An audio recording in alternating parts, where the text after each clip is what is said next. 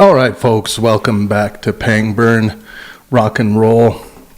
Smash that like button when you get into the room. Let me know what content you would like me to analyze today. Is there a particular debate you've seen recently? Is there a political issue? Anything. We can analyze anything today together. Hit the like button on the video, really helps spread. We are back.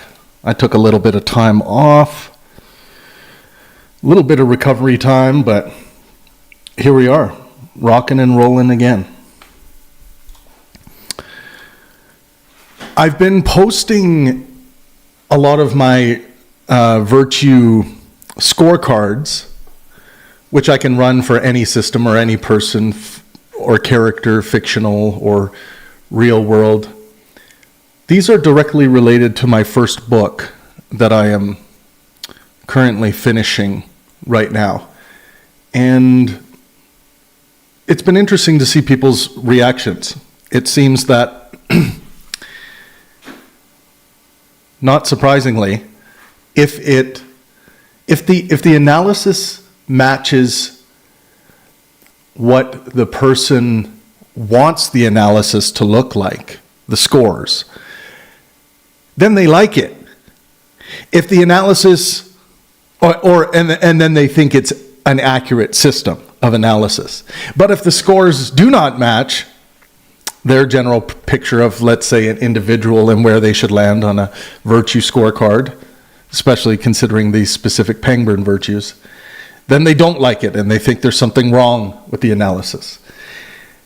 The analysis is ran through a system I've built through ChatGPT to remove the kind of bias human beings tend to operate under, all of us. And that's what you get. You get you're supposed to get a logic and evidence-driven analysis of, let's say, an individual. Joe Rogan scored a 7.9 out of 10, which is right where I actually think he should be. Now, my negativity bias would say, you know, much like how Sam Harris tends to express this particular negativity bias about Joe Rogan, how he's been a disaster from the perspective, from an epistemic perspective, and in some ways an ethical perspective when it comes to things like medical misinformation. I totally agree with that. But if you look at the corpus of what Joe Rogan has created, and we're truly trying to do a general virtue scorecard, again, it's a general scorecard. We need to take into consideration the entire body of work and what that entire body of work tells us about their tendencies towards fallibilism, towards maximizing well-being for themselves and those around them. Even if they are failing epistemically, but that goal is still consistent within what they're trying to do. So I've noticed for me, it's really helped me to identify and clear up particular overgeneralized biases when it comes to individuals and systems. These are meant to, read the analysis and see whether we're giving too much weight to negative things over positive things. That's one of the big exposés that these virtue scorecards create. Thank you so much from Westside. Says, appreciate you, my bro. New from New Zealand. Well, welcome. Hello, Master of Darkness. What would you guys like to look at today? Do you want me to look at some Destiny content, Alex O'Connor content, Donald Trump content? What would you like to see me analyze in the way that I analyze content? Feel free to drop some suggestions. I have Steven Pinker up here because he did a debate recently, do we need God? Steven Pinker versus Ross, I think it's Douthat.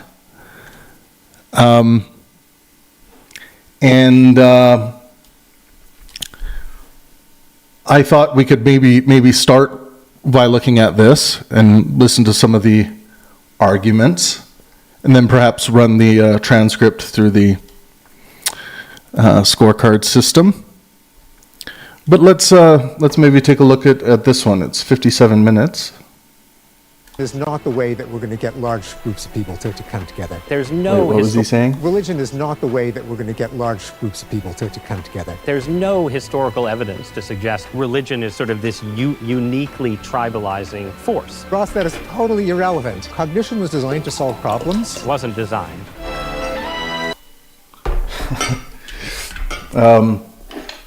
This is going to be interesting. I regard Steven Pinker as one of the great thinkers and writers of this age. A brilliant man. I've had the utmost privilege to be able to work with him. I've had him on the Pangburn stage before. I need to get him on the Pangburn stage more. But yeah, he's brilliant. But anyways, yeah, let's chomp into some of this. Sorry, I just had to adjust something. Boom.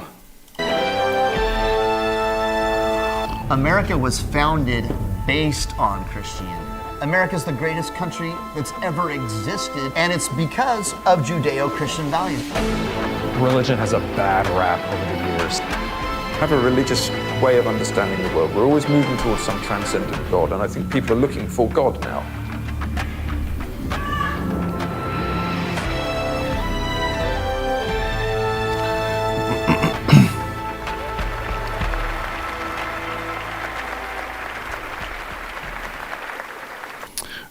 From an event promotion standpoint, I kind of like the theater in the round setting here.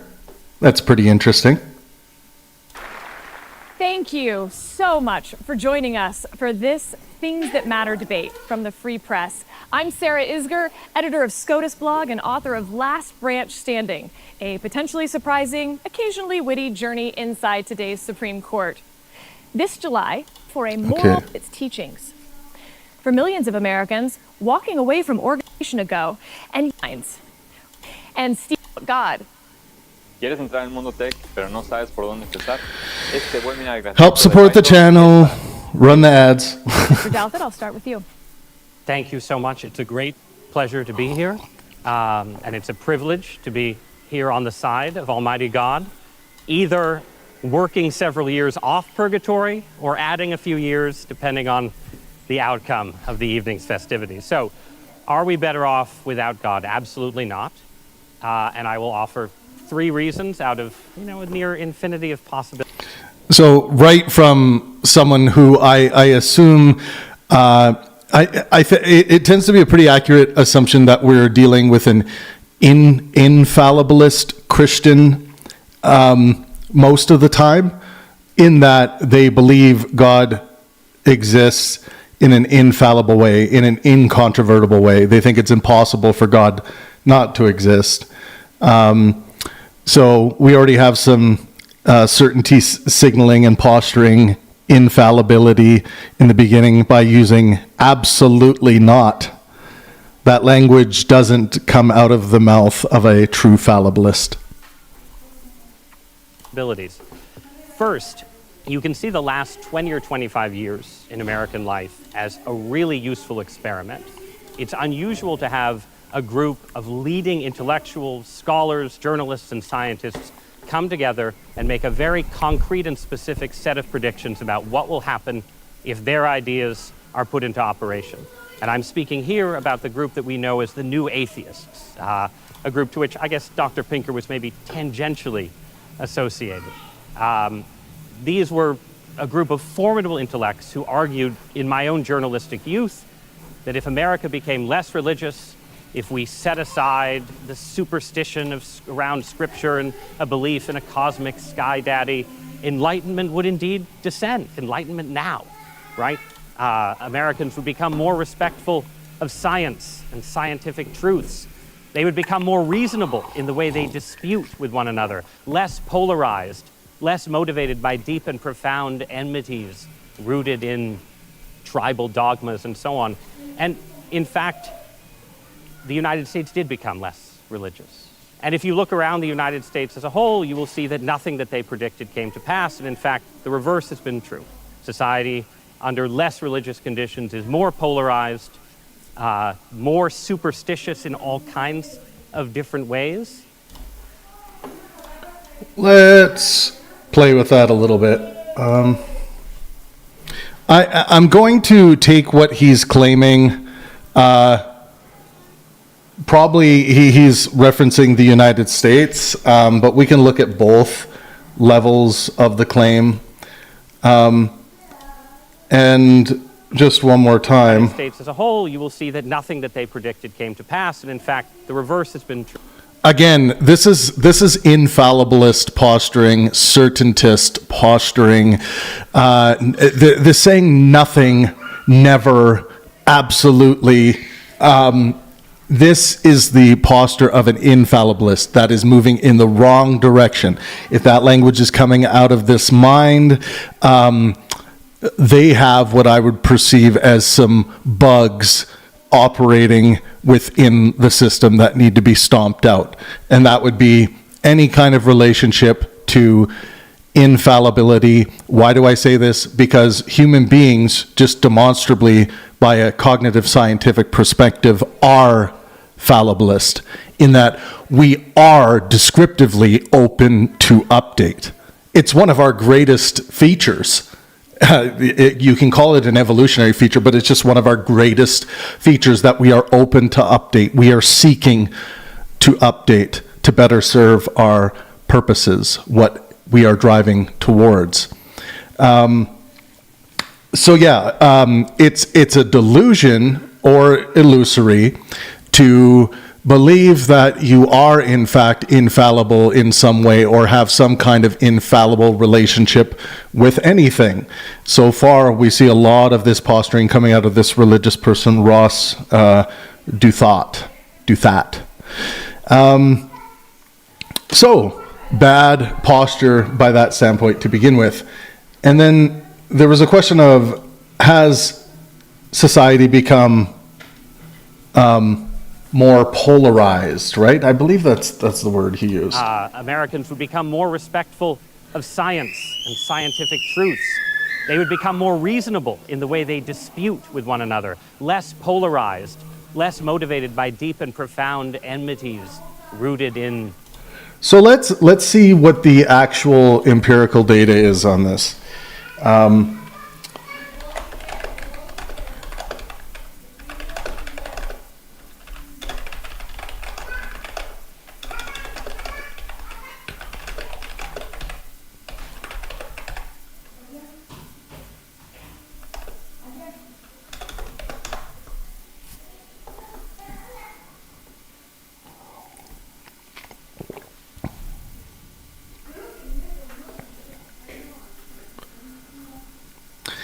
Yeah, so let's look at the trends. Religion in the U.S. has declined, according to Pew Research Center and Gallup. Americans identifying as Christians, 90% in the 1970s, 63% today. Americans identifying as religiously unaffiliated, nuns, 5% in 1970s, up to 28 to 30% today. So the U.S. has clearly become less religious overall. Political polarization has increased, also widely documented by Pew Research Center. Democrats and Republicans now disagree far more than in the past. Fewer Americans hold moderate views. More people view the other party negatively. For example, in the 1990s, most Americans held mixed political views. Today, far more Americans are ideologically consistent, left or right. So yes, polarization has increased significantly. But, of course, correlation does not equal causation. Just because these trends happen at the same time doesn't mean one caused the other. So, with regards to this key, this beginning claim about polarization, we'll want to see if there's any further evidence provided to demonstrate causation here, right? It may correlate. Religion has gone down, polarization has increased, but is there a causal connection between them? There's another key point here, that religion didn't just decline, it also sorted politically. Religious Americans become more Republican, non-religious Americans become more Democrat. This alignment increases that kind of polarization related to religion. So we don't have any demonstration that less religion has led to more polarization.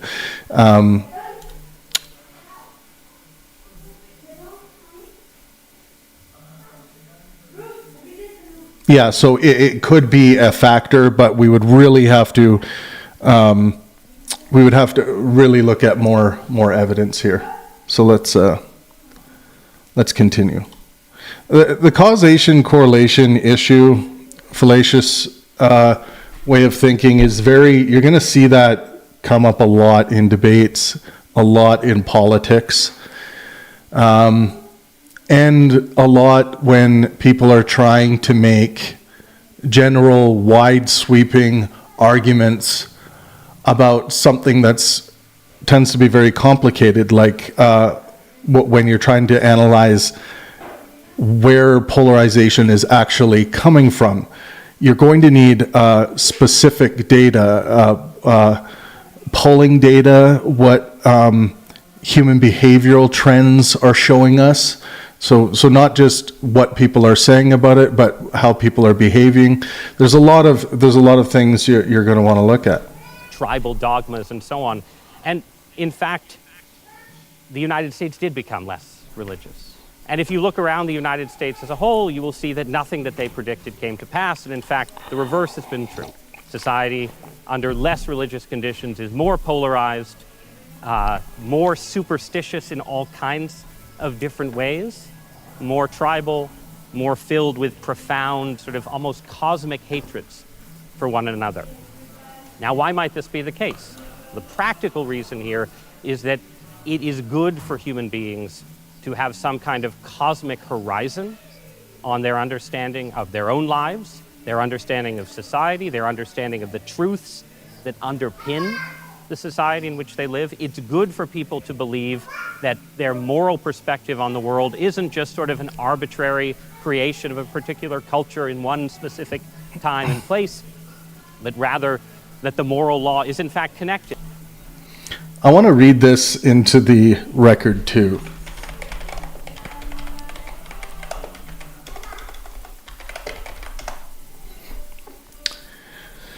So I hear the concept arbitrary thrown around a lot specifically from when religious people tend to be describing like secular ethics or ethics that don't claim to be grounded in the Almighty. So what does arbitrary mean? Arbitrary means something is chosen without a clear reason, rule, or principle. Simple definition, arbitrary, based on preference or randomness rather than logic or evidence. So preference is the key one to focus on here. So chosen without a clear reason, rule, or principle. Any secular academic ethicist that I know has very clear reason, rules, or principles related to their ethical stances. Now, a religious person who thinks, like let's say a presuppositional Christian who argues that, without grounding in the Almighty, this is just, it's meaning, ethical statements become meaningless because you're denying the necessary foundation for knowledge or ethics.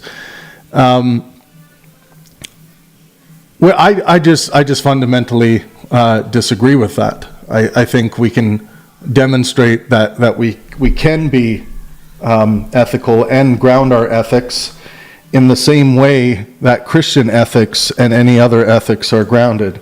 And that is the only reason why Christians, and we know this based on rigorous updates in cognitive science and our understanding of how our desire drives work and how we come to accept beliefs, that the atheist and the Christian do the very same thing when it comes to ethics, and that is they will gravitate towards ideas that satisfy their sentiments, whether it be ethical ideas, epistemic ideas. But if your sentiments are satisfied enough, we adopt these propositions or perspectives and commit to them. This is what Christians do, this is what atheists do, and that is what we know cognitively about how our belief processing and how our thinking influences everything we do based on how we feel about the things we do. So it is, at the end of the day, feelings, our sentiments in the Humean sense, that are doing the selecting for us. Now, someone, let's say, who grew up in a Christian household, they are doing the very same thing. Now, what's enforcing particular sentiments at young ages will of course be different to what's enforcing your sentiments as you grow up and have more experience in life and form, hopefully higher resolution epistemic standards and understanding. So when by this same rule, this cognitive rule, what's happening when a Christian leaves the faith, let's say, they're let's imagine they are an infallibilist Christian. They think it's impossible for God not to exist, or that their belief in God could be flawed, or their belief in Jesus, whatever. And then all of a sudden they find themselves, wow, I was once an infallibilist about this, and now I am a fallibilist about this. So was I ever truly an infallibilist to begin with? Did I ever have certainty, true certainty, capital C certainty, absolute certainty, incontrovertible truth? Did I ever have that? And the answer we know, based on our best cognitive scientific modeling, is no. We are not machines that can achieve any kind of position that leaves us closed to update. There are very powerful dogmas that can make it very, very difficult to update with regards to particular beliefs. And perhaps Christianity could be included as one of them. Let's say the incontrovertible belief in the existence of God. But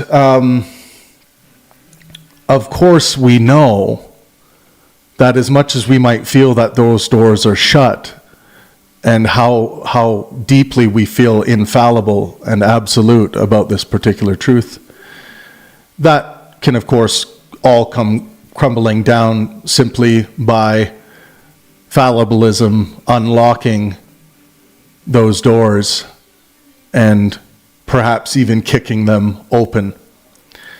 So when this happens, when a Christian finds their way out of Christianity and they no longer accept the dogmatisms they thought they once had,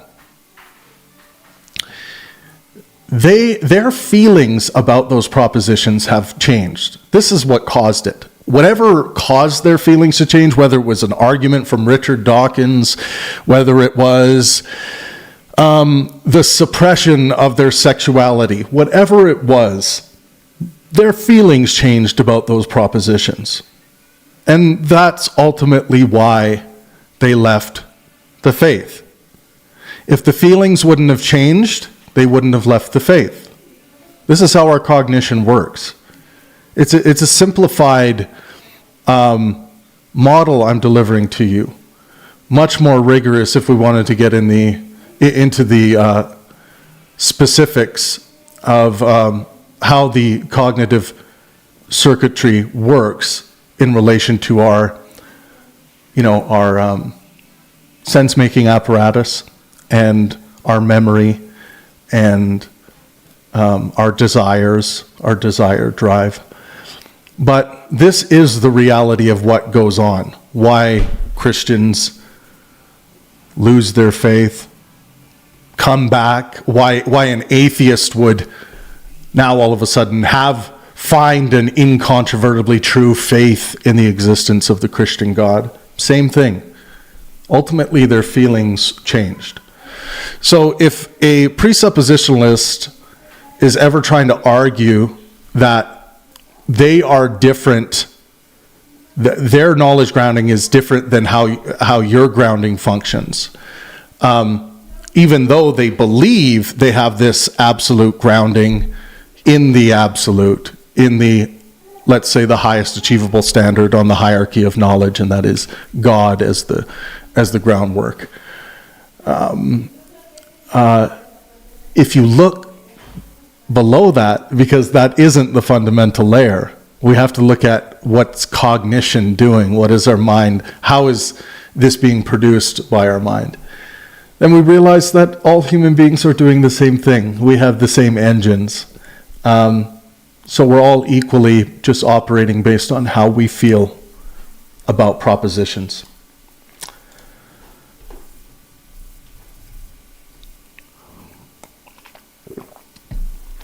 So, let's continue. To the fundamental laws of the universe itself, just as the great world religions have always preached. It's good for people to believe that the idea that you should love your neighbor as yourself isn't just a kind of utilitarian construct that maybe happens to work well because of theories of exchange, and if you read Adam Smith, it'll all work out in the end. No, it's so just a utilitarian construct. So utilitarianism is actually a great description of what is going on in reality. Sometimes these get pushed over into the talk of prescription, as though somehow utilitarianism should hold prescriptive quality.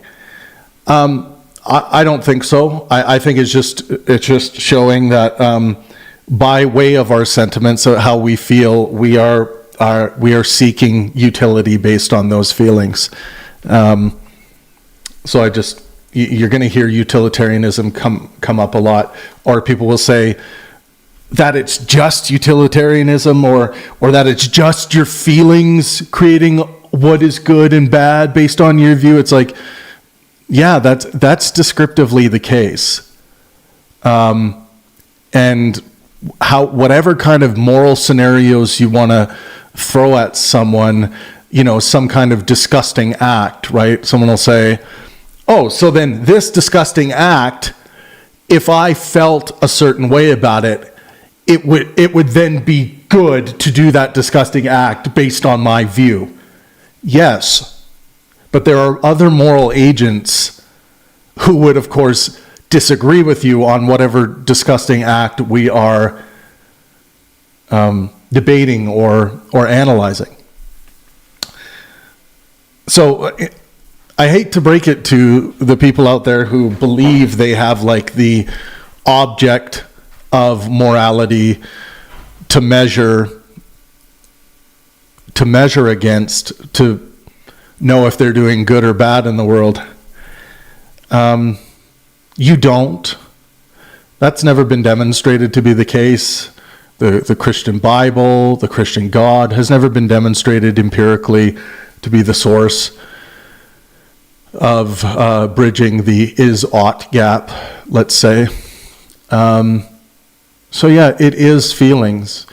But luckily for us as social apes, we have a very strong, in general, empathy drive that causes us to care about our community and our families and about society, socializing. And so that gives rise to, in general, a beautifully moral creature by my standards. A creature that generally cares about well-being, physical, mental, and social health for themselves and those around them. In the Pangburn moral quest, I simply call for us to maximize that well-being for ourselves and those around us. But, you know, there are many different evolutionary reasons as to why the kind of creature we are emerged, and we don't have, let's say, the relationship with our young like a praying mantis does. When a praying mantis gives birth, some species, when they give birth, the mother might be a little hungry after giving birth to so many little babies that she'll eat a few. We would, if we found out that was happening anywhere on the planet, with regards to humanity, we would consider that probably a crime against humanity, and we would intervene. Rightfully so, again, based on what I think is good and righteous in the world. And again, that all comes from how I feel about the world. Someone else might come along and say, no, if that was happening and we came across a tribe that it was part of their tradition, let's say if they had twins, to barbecue and eat one of the twins as a celebration,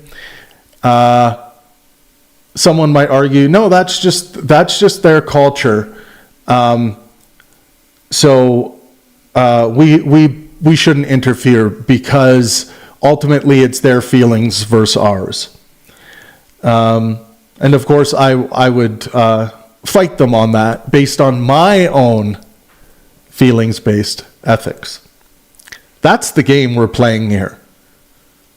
So far, there is no better model that I'm aware of that gets us anywhere closer to any kind of objectively true moral standards. Just doesn't exist, seemingly.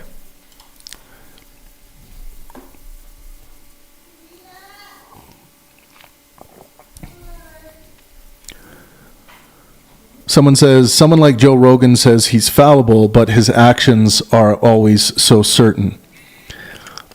So this, by Dropping Mag, thanks for the comment. This is a kind of an infallibilist posture you yourself are presenting here. Someone like Joe Rogan says he's fallible. Okay, here's a claim about what Joe Rogan says. But his actions are always so certain. Do you think it's really true that Joe Rogan's actions are always so certain? That is almost certainly not the case. If we speak to our higher resolution epistemic standards. So another way to say this, someone like Joe Rogan says he's fallible, but his actions are seemingly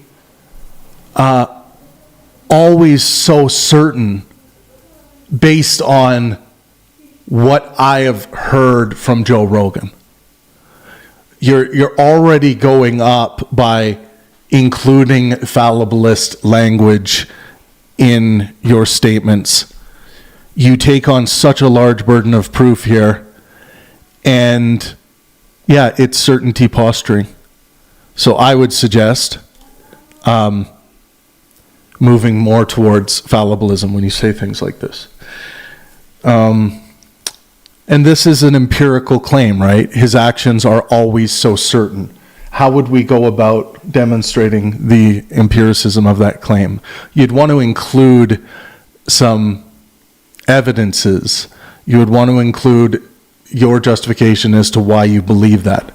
And surely offering the fact that you could say in the very little amount that I've seen of Joe Rogan, or in the episode, or in maybe the 20 episodes I've seen of Joe Rogan from start to finish, however much content you've taken in, or his writing, or his, surely I would agree that I have experienced from Joe Rogan certainty posturing as well.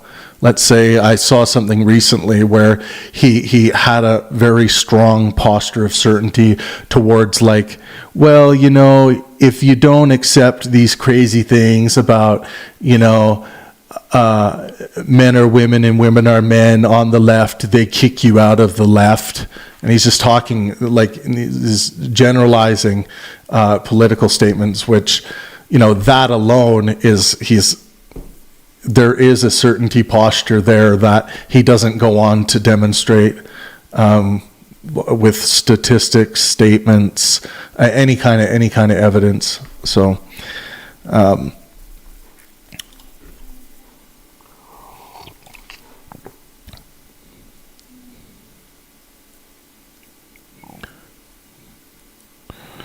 Duck says, imagine a deterministic AI system self-erases, hires, and fires itself. It is also authoritarian, so it's freedom producing and taking.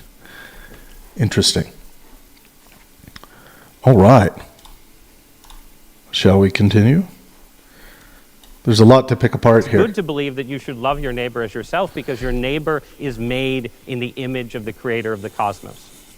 And it's good for human beings to believe. So, your neighbor is created in the image of the creator of the cosmos. So that's, of course, an empirical claim that would need to be demonstrated. In almost all cases I've ever come to, someone like this is going to reference the Bible corpus as their evidence for this being the case, particular verses, and then someone like me is going to say, yeah, but just because it was written down by human beings who claim to be divinely inspired, that alone, that is evidence. It's testimonial evidence. But that doesn't mean we should believe that that's the case.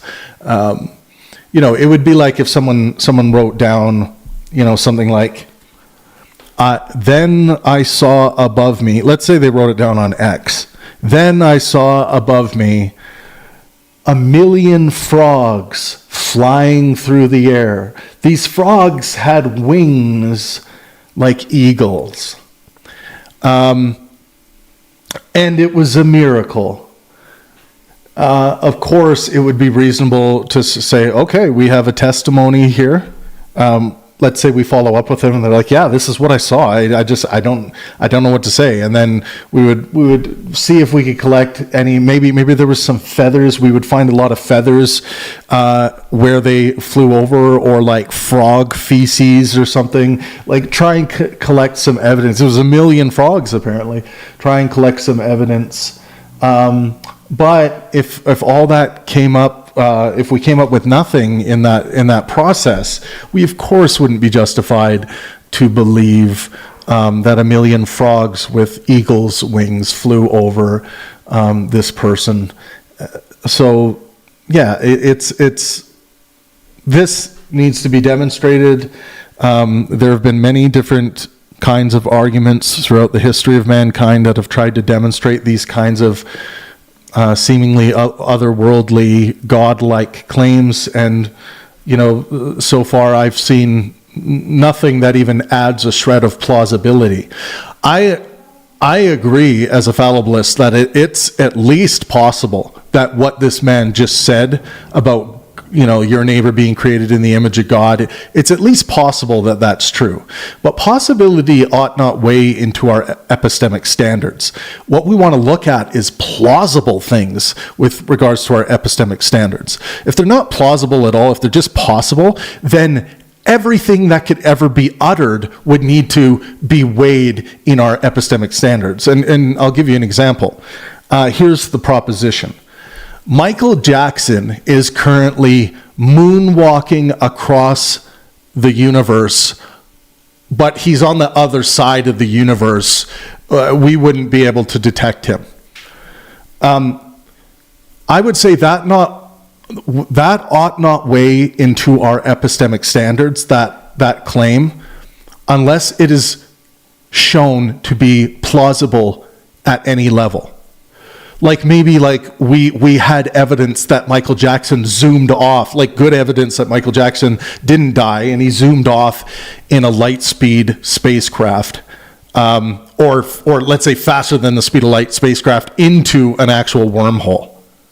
That would give some plausibility to the claim that Michael Jackson is currently on the other side of the universe moonwalking. But we don't have that, right?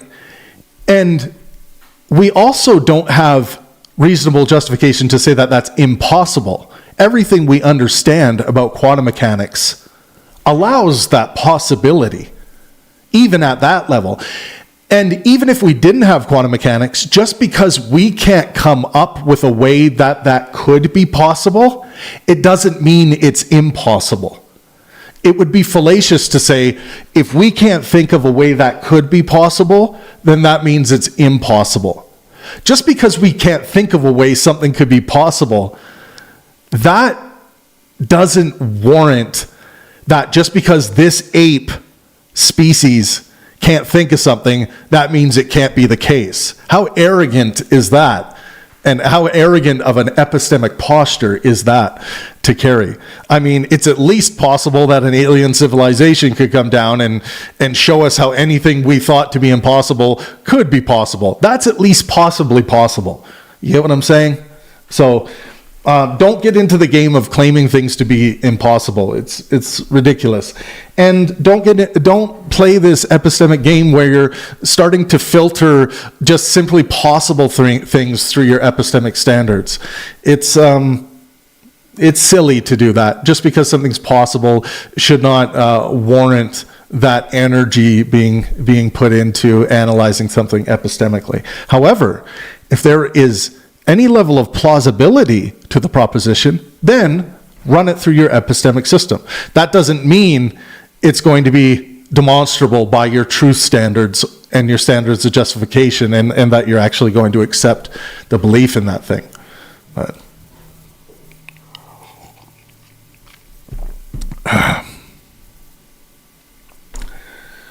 okay.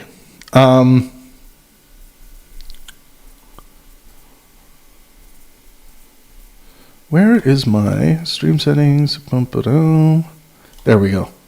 Cool. Well, we'll keep watching, and things that pop into my mind, I'll just keep saying them, because I think this is very important information.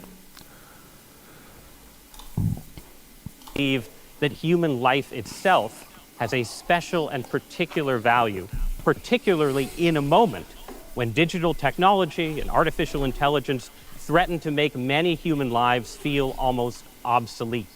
In all of these ways, religion speaks directly to the most profound. So these things do not make me feel obsolete. In fact, I don't know anyone who holds that position that this technology makes them feel obsolete. Now, what we can do is see if there's any empirical data available on that particular social phenomena.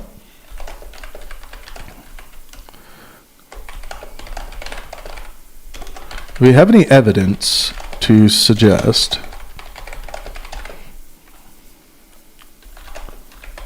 that the rising growth of the growth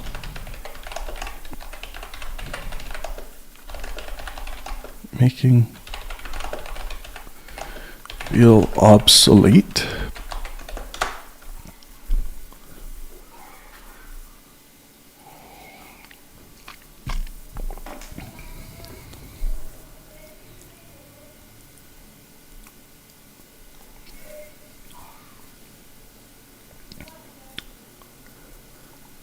Oh, okay. Yeah. So research from Pew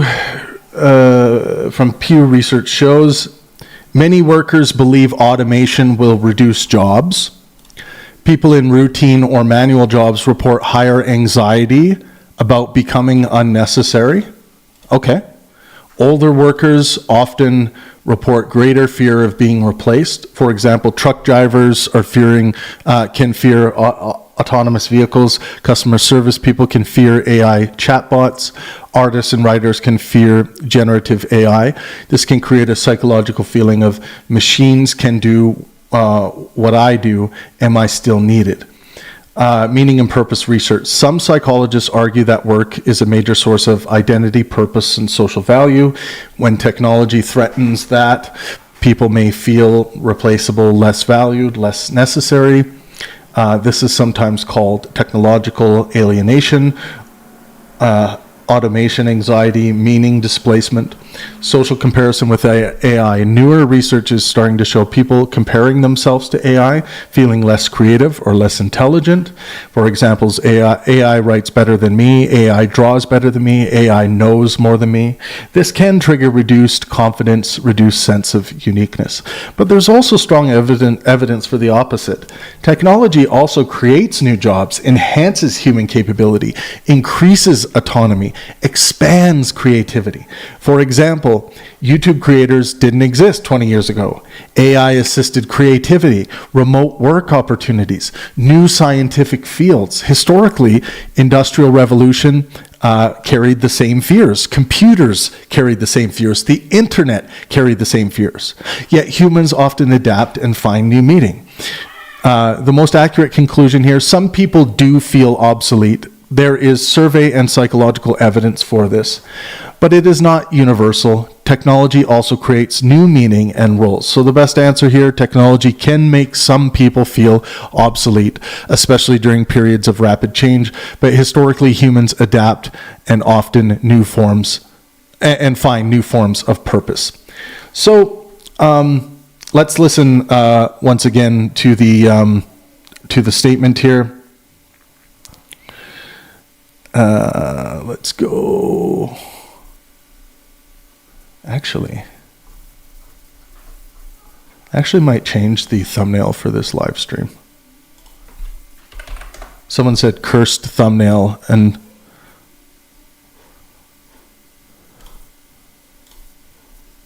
let's see. Oh, actually, no. I'm going to keep it. I had the Destiny Voldemort thumbnail. I just love that one too much. So let's go back and listen to the claim again after we've read a bit of that data there. No, it's good to believe that you should love your neighbor as yourself because your neighbor is made in the image of the creator of the cosmos. And it's good for human beings to believe that human life itself has a special and particular value, particularly in a moment when digital technology and artificial intelligence threaten to make many human lives feel almost obsolete. In all of these ways, religion speaks directly to the most profound dilemmas of the 20th. Sorry, I was just trying to update the boom, Steven Pinker, Bruce Rosman, save. Okay, great. I apologize. A special and particular value, particularly in a moment when digital technology and artificial intelligence threaten to make many human lives feel almost obsolete. Threaten to make human beings live feel obsolete. Now, is there a reasonable threat here. So far, that has not been demonstrated, as far as I'm concerned at this point. It's about as reasonable the threat of, the internet, the Industrial Revolution. There can be some existential challenges. Would we call it a threat? I guess some people might call it a threat. But I think he is overplaying through a negative utilitarian lens. He's overplaying the bad side, the negative side.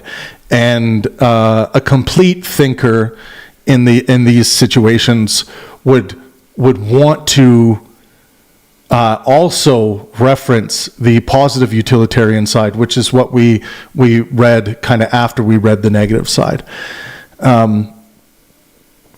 If you want to present yourself as an unbiased thinker who's really working through the truth through many different lenses to make sure you're not simply just trying to cherry pick data that supports a particular claim you want to manifest, then when you're presenting facts, when you're presenting data, you want to give nod to realities that would disagree with you as well. That might seem like, but that's just that could show that I'm going to get defeated in this. Well, then maybe you shouldn't believe this particular proposition in the way that you currently believe it. That's what that should signal to you. Let's see. In all of these ways, religion speaks directly to the most profound dilemmas of the 21st century. But then there's also a more ultimate argument, which is that it's not good for the United States or any other culture to turn away from God, because God pretty self-evidently exists. It's good for human beings and human cultures to be rooted in... God self-evidently exists. No, God does not self-evidently exist. I am just one case of someone who has never believed in the existence of God. I don't think it's met its burden of proof. I understand the social utility, the ethical utility in some cases. I think it's demonstrably true that Christian ethics, for example, have caused good in the world by my standards. They've also caused bad in the world by my standards. When I run Christianity through the Pangburn Virtue scorecard system, it gets it doesn't get a failing grade. It gets better than failing. I think it came in at around like 6.5 overall, which kind of makes sense to where I would suspect it to be. If you think of the amount of Christians there have been in history that are somewhat trying to live based on Christian ethics, let's say maybe by the example of Jesus, kind of that like general Christian belief structure, general praxis. If you think of how many people there have been that have adopted this religion as a source of ethics, and how many people have done the most atrocious, terrible things in the name of, or inspired by, or in the name of Christianity. The good side, again, by my standards, drastically outweighs the bad side, drastically.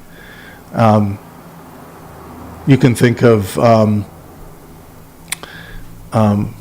just charitable acts inspired by the religion alone.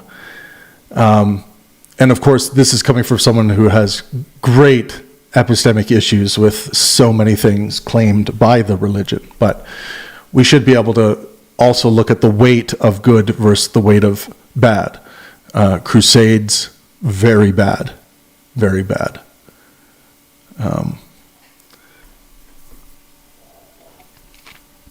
fundamental realities about the universe. Here I agree profoundly with Dr. Pinker's view that science and reason are incredibly important ways of illuminating reality. But I think when that light is shed properly and the things that it reveals are interpreted properly, it becomes clear that we still, now and hopefully forever, live in the kind of universe that religion and religious people believe that we live in.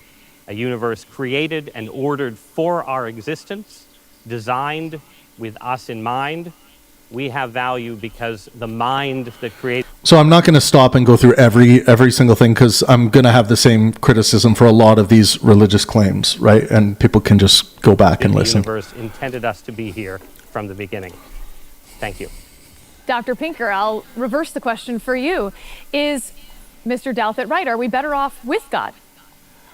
I can think of many things that would make us better off. We'd be better off with a greater sense of common purpose, with more trust and less polarization. We'd be better off with more knowledge of how to solve big problems like scarcity, disease, violence, and energy. And we'd be better off with moral clarity, with defensible convictions about right and wrong and where to invest our moral energy. God gives us none of these. God can't grant us a common purpose because the lack of evidence for gods and their doctrines and messiahs makes the concept inherently divisive. Now, no one gets upset about the belief that rocks fall down instead of up, because any sane person can see it with their own eyes. Not so for the belief that babies are born with original sin, or that God exists in three persons, or that Ali was divinely ordained. Do you notice the more heavy-hearted posture? It wasn't super heavy-hearted by the Christian Ross, but it had a much more heavy-hearted cloud than I think what I'm seeing from Steven Pinker here. And one of the great things about Steven Pinker, and so far I've agreed with nearly everything he's said, we'll look at some of the posturing, but Steven Pinker is able to engage. Any time he's engaging with nearly any bit of information, he maintains a light-hearted, beaming sunshine above him. This creates a lot of feeling of openness and playfulness within the dialectic. It's one of the brilliant things about Steven Pinker. I want to go back a bit here. Invest our moral energy. God gives us none of these. God can't grant us a common purpose. So it'll be interesting. He says God gives us none of these. He's going on to say God. It would be interesting to hear if he shows us why God gives us none of these. And he could have clarified more there that the God that Ross believes in, as opposed to, because God would give a lot to the believer, right? Something to consider in your response. God can't grant us a common purpose because the lack of evidence for gods and their doctrines and messiahs makes the concept inherently divisive. So it's divisive because God can't grant this to us because he can't grant anything because he doesn't exist, essentially, is the argument here. Now, no one gets upset about the belief that rocks fall down instead of up because any sane person can see it with their own eyes. Not so for the belief that babies are born with original sin, or that God exists in three persons, or that Ali was divinely ordained to be Muhammad's successor. And over the course of history, disagreements over these sacred beliefs have led to wars and genocides that have killed 50 million people. And of course, religious differences continue to incite violence in many parts of the world today. Second, God can't. So far with what Steven Pinker has said, epistemically, I think it's sound. That's why I'm not interrupting him. Solve our problems. That's because the world works by cause and effect, not miracles and magic. Correct. There's a joke about a mountain climber who slips over a precipice and clings to a rope over a 1,000-foot drop. In his moment of fear and despair, he looks toward the heavens and asks, "Is there anyone up there who can help me?" A voice from above booms, "You will be saved if you show your faith by letting go of the rope." The man looks down, then up, and shouts, "Is there anyone else up there who can help me?" So even from his interlocutor, he shares that sunshine of lightheartedness that Steven Pinker, just so brilliant, brings to him for almost every interlocution I've ever seen of him. And having this level of lightheartedness and play in the dialectic is imperative to cause your interlocutor to even open up themselves more, show their fallibilist side maybe a little more. We all have in our nature fallibilism. It's just some ideas and dogmas are so attractive, they can really stifle down and silence that nature within us. So, and lightheartedness is a way to activate that. I've seen in my own experience of talking to theists throughout the year that the more lighthearted the conversation about the topic, let's say, of the existence of God becomes, the more the interlocutor is willing to accept possible error in belief. A big goal of mine when I'm having a conversation, let's say an epistemic goal of mine would be, okay, can we get this person to move from infallibility to fallibility throughout the course of this dialectic? Can we have them, who is claiming right now to have an incontrovertibly true belief in God, can we find a way to accept that in some strange world that could at least possibly become controvertible in their mind? And I've found that lightheartedness helps a lot with that. So lightheartedness doesn't only serve ethical purposes, but epistemic purposes as well. Third, God is not the source of morality. The God of Scripture slaughtered innocents by the millions, commanded his people to commit mass rape and murder, and prescribed the death penalty for blasphemy, idolatry, homosexuality, premarital sex, talking back to parents, and working on the Sabbath, while finding nothing particularly wrong with slavery, rape, torture, and genocide. Now, Ross's... So because I know these citations, these citations based on my understanding and interpretation of Scripture are correct. One thing I will read into the record here is, of course, there are so many Christians that would disagree with what Pinker just said there in this kind of more modernity level reading of the text. It's actually there's a lot of postmodern lensing in how a lot of Christians interpret Scripture. Jordan Peterson is one of the biggest postmodern Christian thinkers. I think he's purely a postmodern Christian thinker in the way that he lenses Scripture through a psychological lens and through many embedded layers of interpretation. Trying to persuade everyone, it's in the subtitle of his book, to believe in this God. He argues that miracles really happen, like when God jerked the sun up and down in front of tens of thousands of believers in a Portuguese village a century ago. Robin said, did he just say all religious people are not sane? Maybe he did say that. If he did say that, that would be a foul by Steven Pinker. But I don't think he said all religious people are not sane. Strange that now that everyone has a cell phone camera, these miracles no longer happen. So what would make us better off? It would be grounds for belief and action that we share by virtue of our common humanity. We all seek life, health, and happiness, and if we claim them for ourselves, we cannot deny them to others. We have a capacity for reason, which can be... We all seek life, health, and happiness. It is... so I think Stephen can clear this up. We don't simply seek life. I know what he is trying to claim here. Like we want to survive.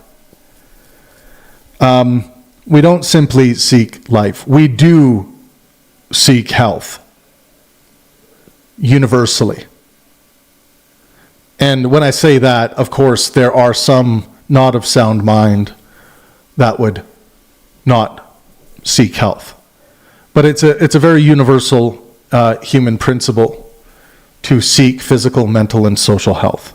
That's what well-being encapsulates in Pangburn philosophy. Now, he added happiness. We don't need to add happiness because that is covered in the concept of well-being. And maybe this is something I'm in touch with Steven Pinker. Maybe I'll have him on soon and we can talk about his formulation here. And maybe he will convince me otherwise. But when we are referencing we in the present, we want well-being. That already includes being alive.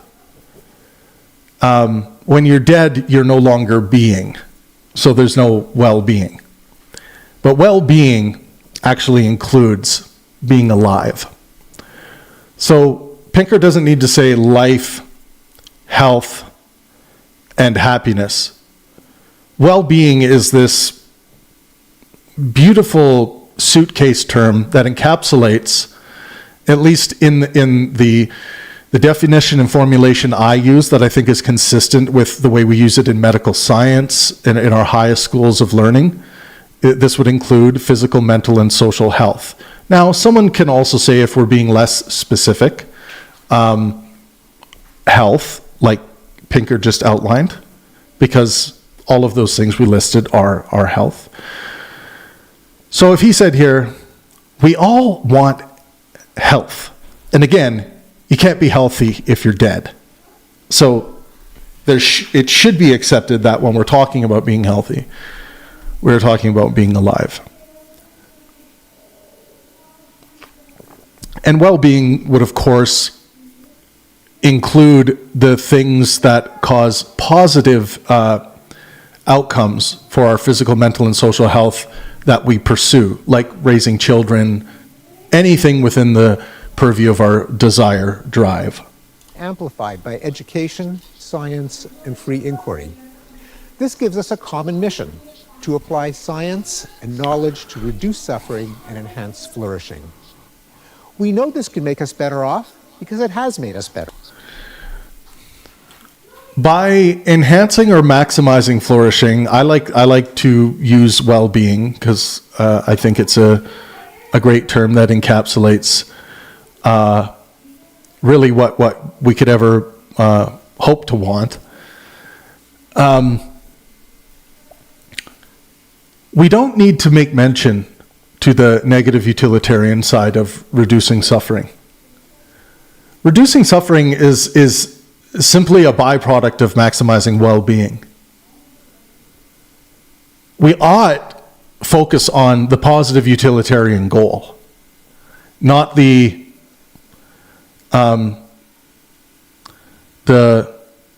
stagnation that comes with negative utilitarianism. The mostly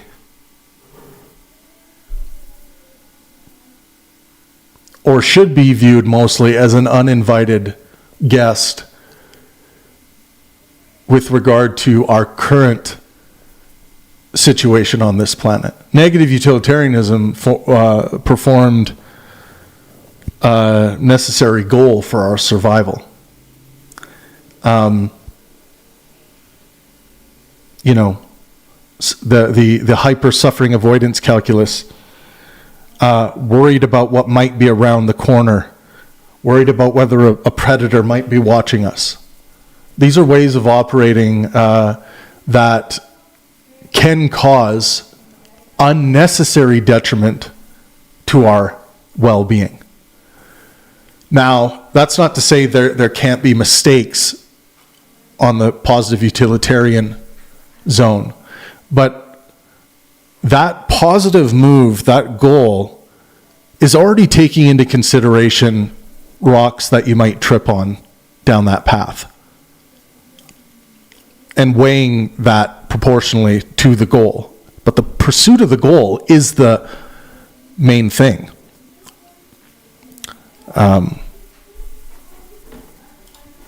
Yes.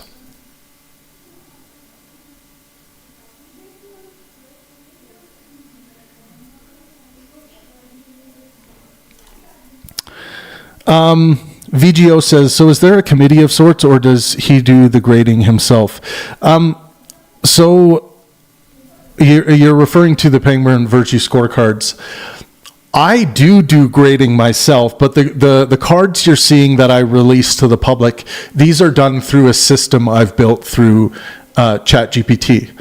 So the system does a PhD level, thorough, usually like 50 to 80 page analysis of whatever the subject is being analyzed, and then generates the cards based on that analysis. And I tend to almost always eventually agree with the scores that are printed out, because the justifications are just too rich to ignore. One thing I've noticed is that using a system like I've built in ChatGPT to do this, it really exposes human bias and overgeneralization bias that we have. Say we view someone like Candace Owens, right? Just, as of the past 5 years, probably making more grave epistemic mistakes than she's ever made, based on my epistemological standards. And and some certainty posturing to go along with that, which is going to hurt her fallibilism score. And then how is all of this affecting her well-being and the well-being of those around her?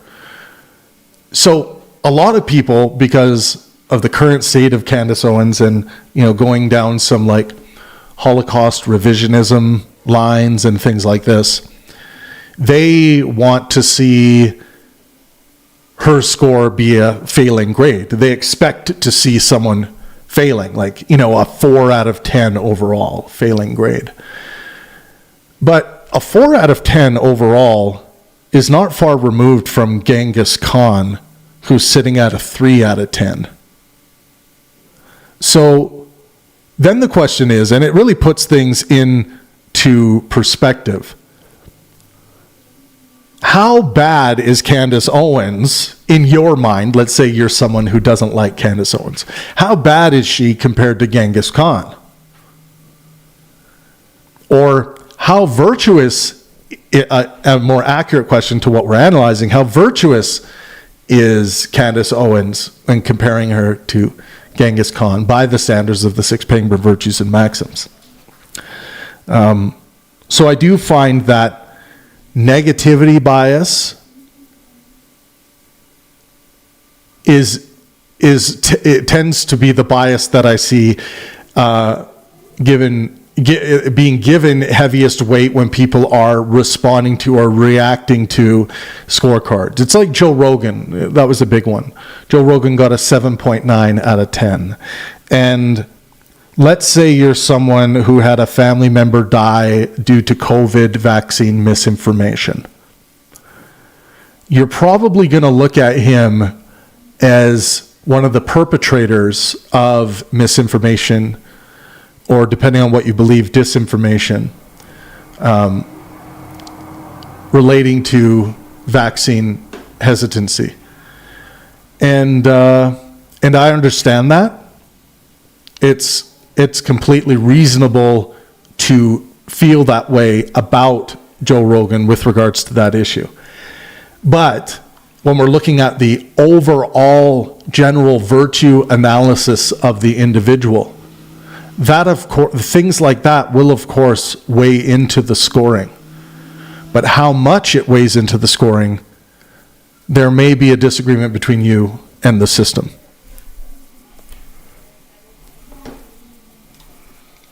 Better off. We have doubled our science.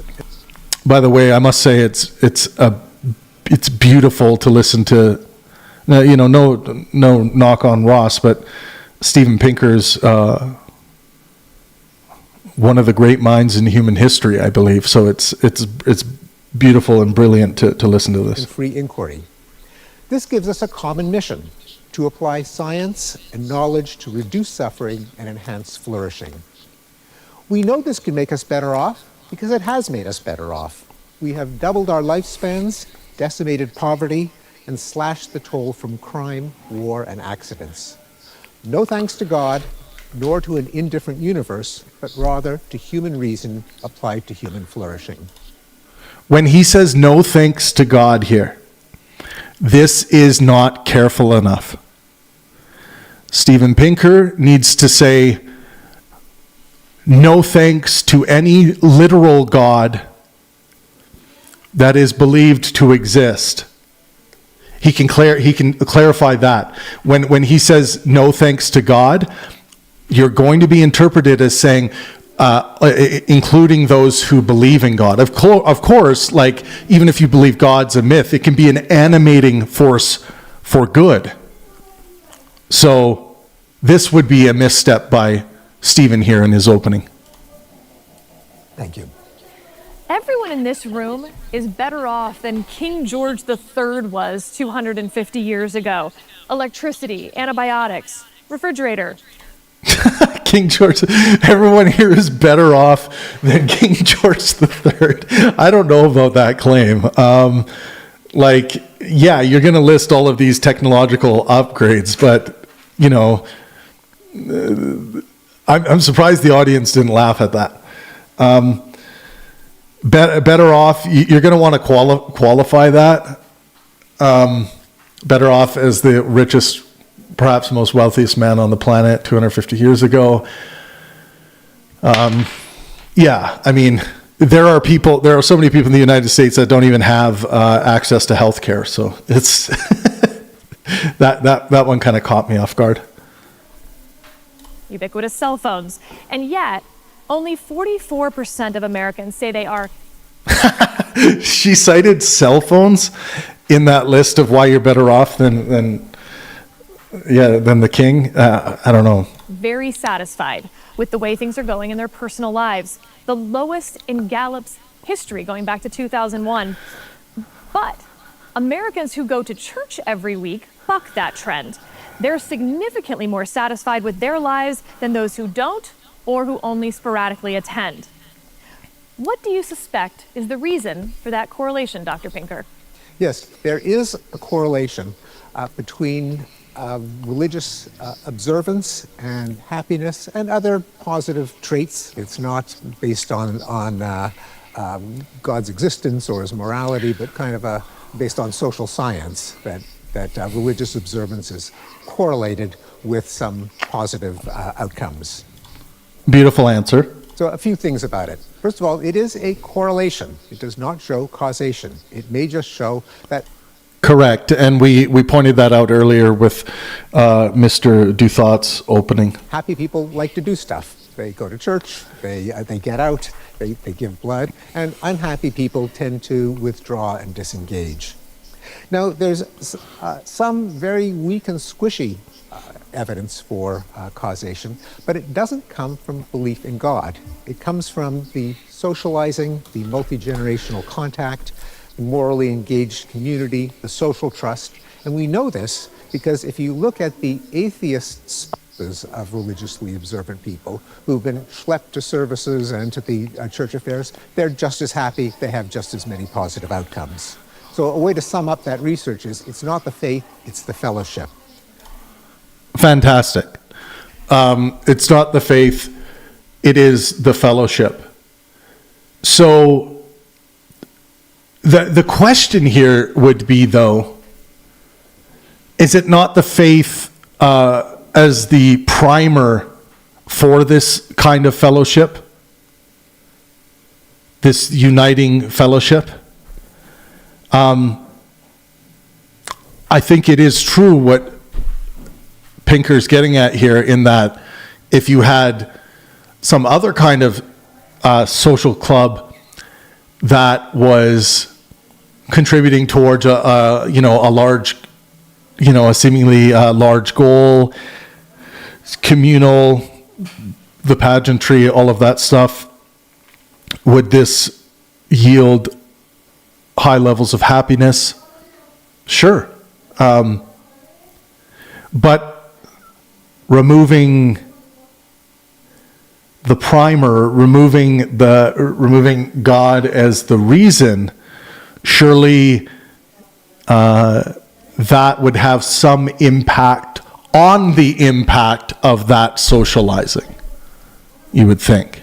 So I agree that we need more community and social engagement, and in the past, those tended to be bundled with religion, but that's not going to work going forward. The train has left the station. People, especially generations after the baby boom, are staying away from church in droves. If you ask people why they have fallen away from organized religion, they cite the harms that religion has caused, including massive sexual abuse by clergy. They cite the bigotry, particularly the prejudice against gay people, but they also cite science, a lack of evidence, and, quote, religion doesn't make sense. So I think we do need morally engaged civil society institutions that are less bundled with theological commitments with God. They can be secular service organizations like Rotary and Lions, which have done tremendous good at eliminating diseases in the developing world. Could be new humanist, rationalist, and effective altruist groups. It might be liberalized legacy religions that leave their theological commitments vague and symbolic and allegorical. One other point that's relevant to this correlation is that it does not hold between societies or states. That is, if you look at the correlation between happiness and other social outcomes like crime, drug abuse, obesity, abortion, the more religious the society, the worse the problems are. And if you don't believe it, consider some of the world's most irreligious societies, like Norway, Netherlands, and New Zealand. They're pretty nice places to live. Now consider some of the world's most religious countries, like Afghanistan and Congo. Those are places that people want to get out of. This is also true in a comparison across American states. The more religious, the more dysfunctional. Mr. Douthat, same question, and also just to follow up, to add a question of what Dr. Pinker was saying, we've seen a drop in religious attendance, but we haven't seen that then rise in a resurgence to go to Lions clubs and Rotary clubs, et cetera. And so, again, what is the correlation there? Right. I mean, we haven't seen some concomitant rise in people showing up at the local secular humanist association, because part of the story of the decline of religion is just a story of general institutional decline, declining social trust, declining participation, which shows up in all kinds of areas of American life. And Correct. it's why it's a mistake to think of the typical sort of post-religious American right now as a brilliant Harvard intellectual with remarkable hair, right, who has become rationally convinced that the creator of the cosmos is an illusion. In fact, that Very good, lighthearted posture there. Very playful. I love it. I just love it. I'm going to have to get Ross on our stage. Typical unchurched American is increasingly a sort of blue-collar, downscale white male, maybe, who's disconnected from all kinds of institutions, familial, social, not just religious. Now, that goes in certain ways to Dr. Pinker's point, right? It's not that there's some sort of some kind of magical religious wand where you attend church and you automatically become a better and happier person. Obviously, the benefits of religion are mediated through community as well as the operation of the Holy Spirit. What we should wish as Americans is to be neither Afghanistan nor Scandinavia, but to be the United States of America, which as a culture has always done an incredible job of balancing some of the absolute definite benefits of modernity, including religious toleration, a respect for pluralism, a refusal to simply sort of impose the totality of one religion's theological doctrines on society, with an abundant faith in a cosmic purpose for the human race. And obviously there are downsides to religious intensity. Those downsides are often manifested in zealous intolerance. There are also serious downsides to religious indifference, which are often manifested in anomie, drift, and despair. And it is simply the case that if you look across the developed world today, there is a strong correlation between secularization and a kind of loss of faith in human purpose and the human future, manifested most starkly in the declining birth rates that make it extremely unlikely that Dr. Pinker's predictions about the inevitable triumph of secularism and humanism over religion will come to pass, because the secularists and humanists don't seem to be making the basic choices that would enable the continuation of the human race. Yeah, so we would have to look at that to see if there is a causation there, right? Let's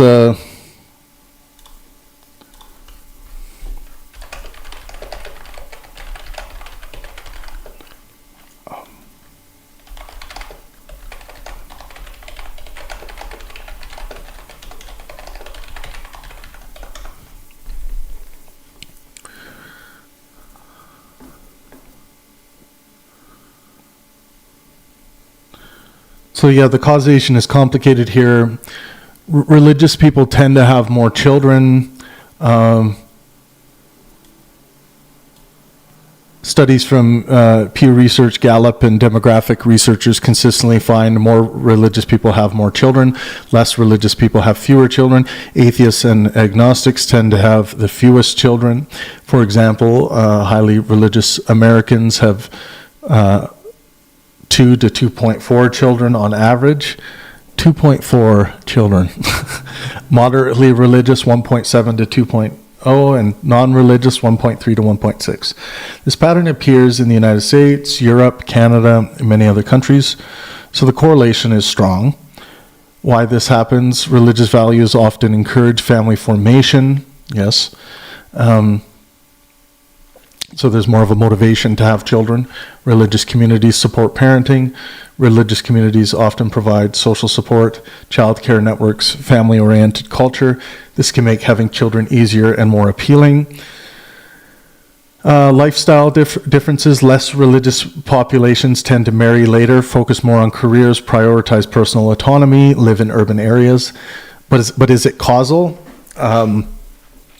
It's likely both causation and shared factors. For example, education leads to less religious and fewer children. Urbanization leads to less religious and fewer children. Wealth leads to less religious and fewer children. So religion likely does influence fertility, but it is not the only cause. So again, we kind of come to this same answer, that there is a seemingly an influence there, but if it is to be presented, which I don't think the posture was too infallible here, but if it is to be presented as a primary cause, right, then that would be concerning, because there doesn't seem to be empirical support for that.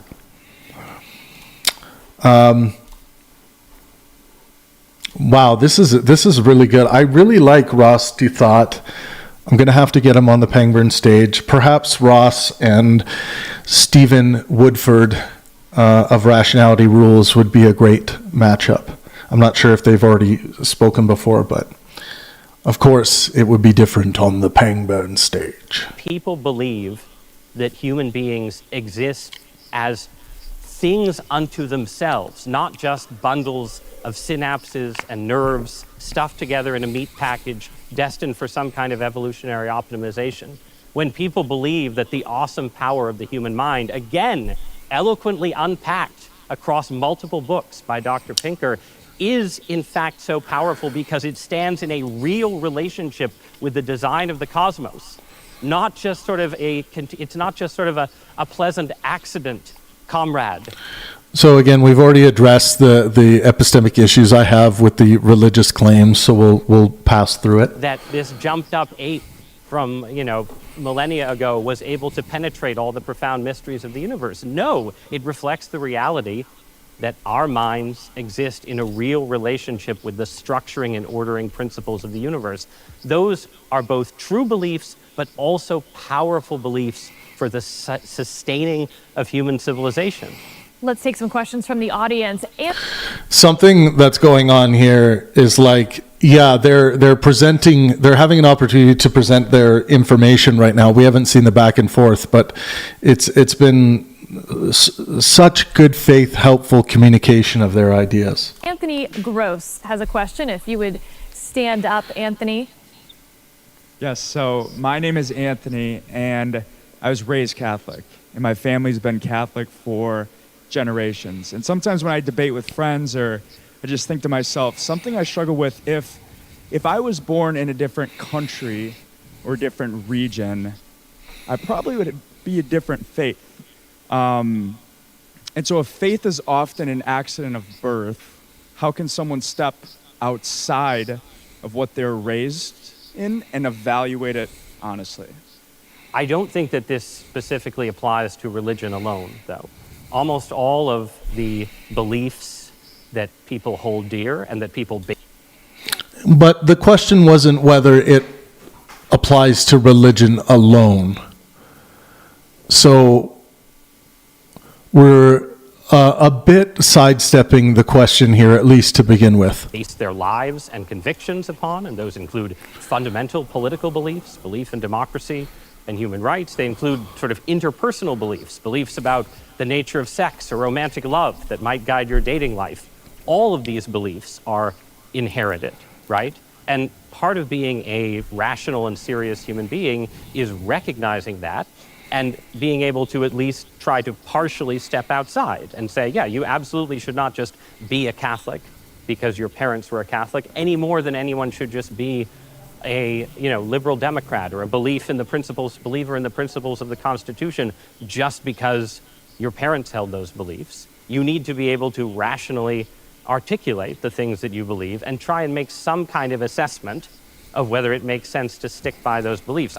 In the end, there are fundamental questions that the religions disagree upon, like, was Jesus Christ raised from the dead? But on broad questions about God, the nature of the cosmos, the nature of morality, there are profound overlaps between the major world religions that do suggest that they are all sort of groping towards or analyzing or reaching towards a similar reality. And that should give you some confidence that when you come to the end of your analysis and you decide, I'm going to stay a Catholic, or I'm going to become a Jew, I'm going to become a Muslim, something else, God is not out to trick you, right? God is not like, truth about the universe, it's buried in an obscure shrine in northern Japan and you'll never get there. Sucks to be you. That's not the God that I believe in. I believe in a God who is present in multiple world religions, is most present in my own Catholic and Christian faith. But if you don't end up there, you should not feel that you've lost, that it's like an all or nothing bet. This brand of Christianity, the praxis being shown here, the delivery, it is quite a fallibilist brand of Christianity. Or this whole, I don't hear this very often about I think God is the one true God, let's say, that I believe in is most richly, let's say, described or worshipped within my religion, but he, of course, exists in all of the religions in some way. That's very interesting. It's a more fallibilist religious posture than I'm typically used to hearing.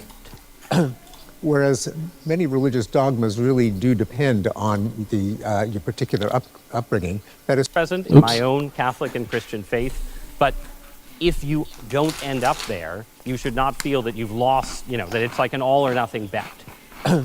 Whereas many religious dogmas really do depend on your particular upbringing. That is certainly not true of the truths of mathematics. It's not true of the truths of science. These are things that anyone can reproduce the train of reasoning that leads to them and can arrive at from any starting point, and they do. How fortuitous it is that we find ourselves in a universe where that happens to be the case for our evolved, accidentally produced cognition. Aren't we? This is the isn't it strange that this tends to be the case? Kind of pointing an invisible, or making an inference towards, don't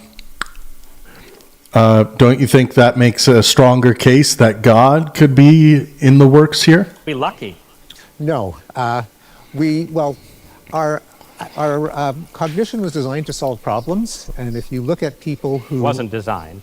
It was evolved. I'm using designed in quotation marks the way evolutionary biologists do, namely that it is the product of a history of selection based on its function in enhancing survival and reproduction.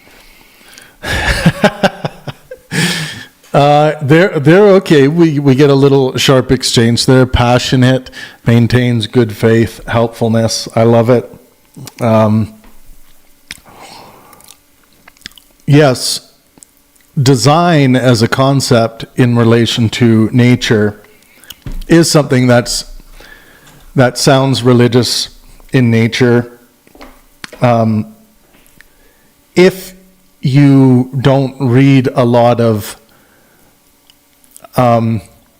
books or listen to seminars on evolutionary psychology, the evolution of cognition, human biology, the development of the brain and mind, these kinds of things, you're going to hear, X wasn't designed to do this, it was designed to do this. Not speaking of a designer in the sense of a god, but the designer in the sense of physics, basically. So if you look at people who live in the lifestyle comparable to the one in which we evolved, they use their cognition for many practical purposes, for devising ingenious snares and traps, for extracting poisons and medicines from plants and parts of animals, for tracking animals based on fragmentary evidence from the spoor they leave behind.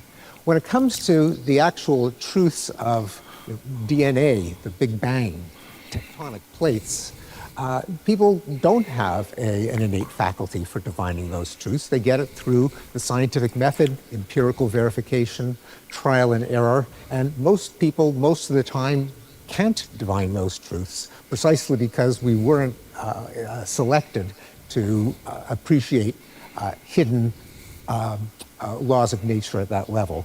In the words of social psychologist Jonathan Haidt, faith traditions accomplish the miraculous task of turning large numbers of people who are not kin into groups that are able to work together, trust each other, and help each other.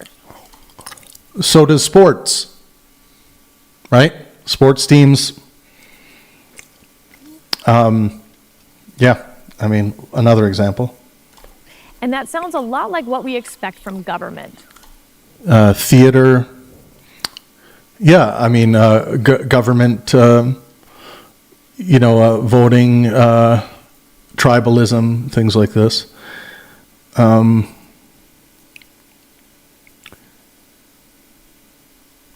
Right now.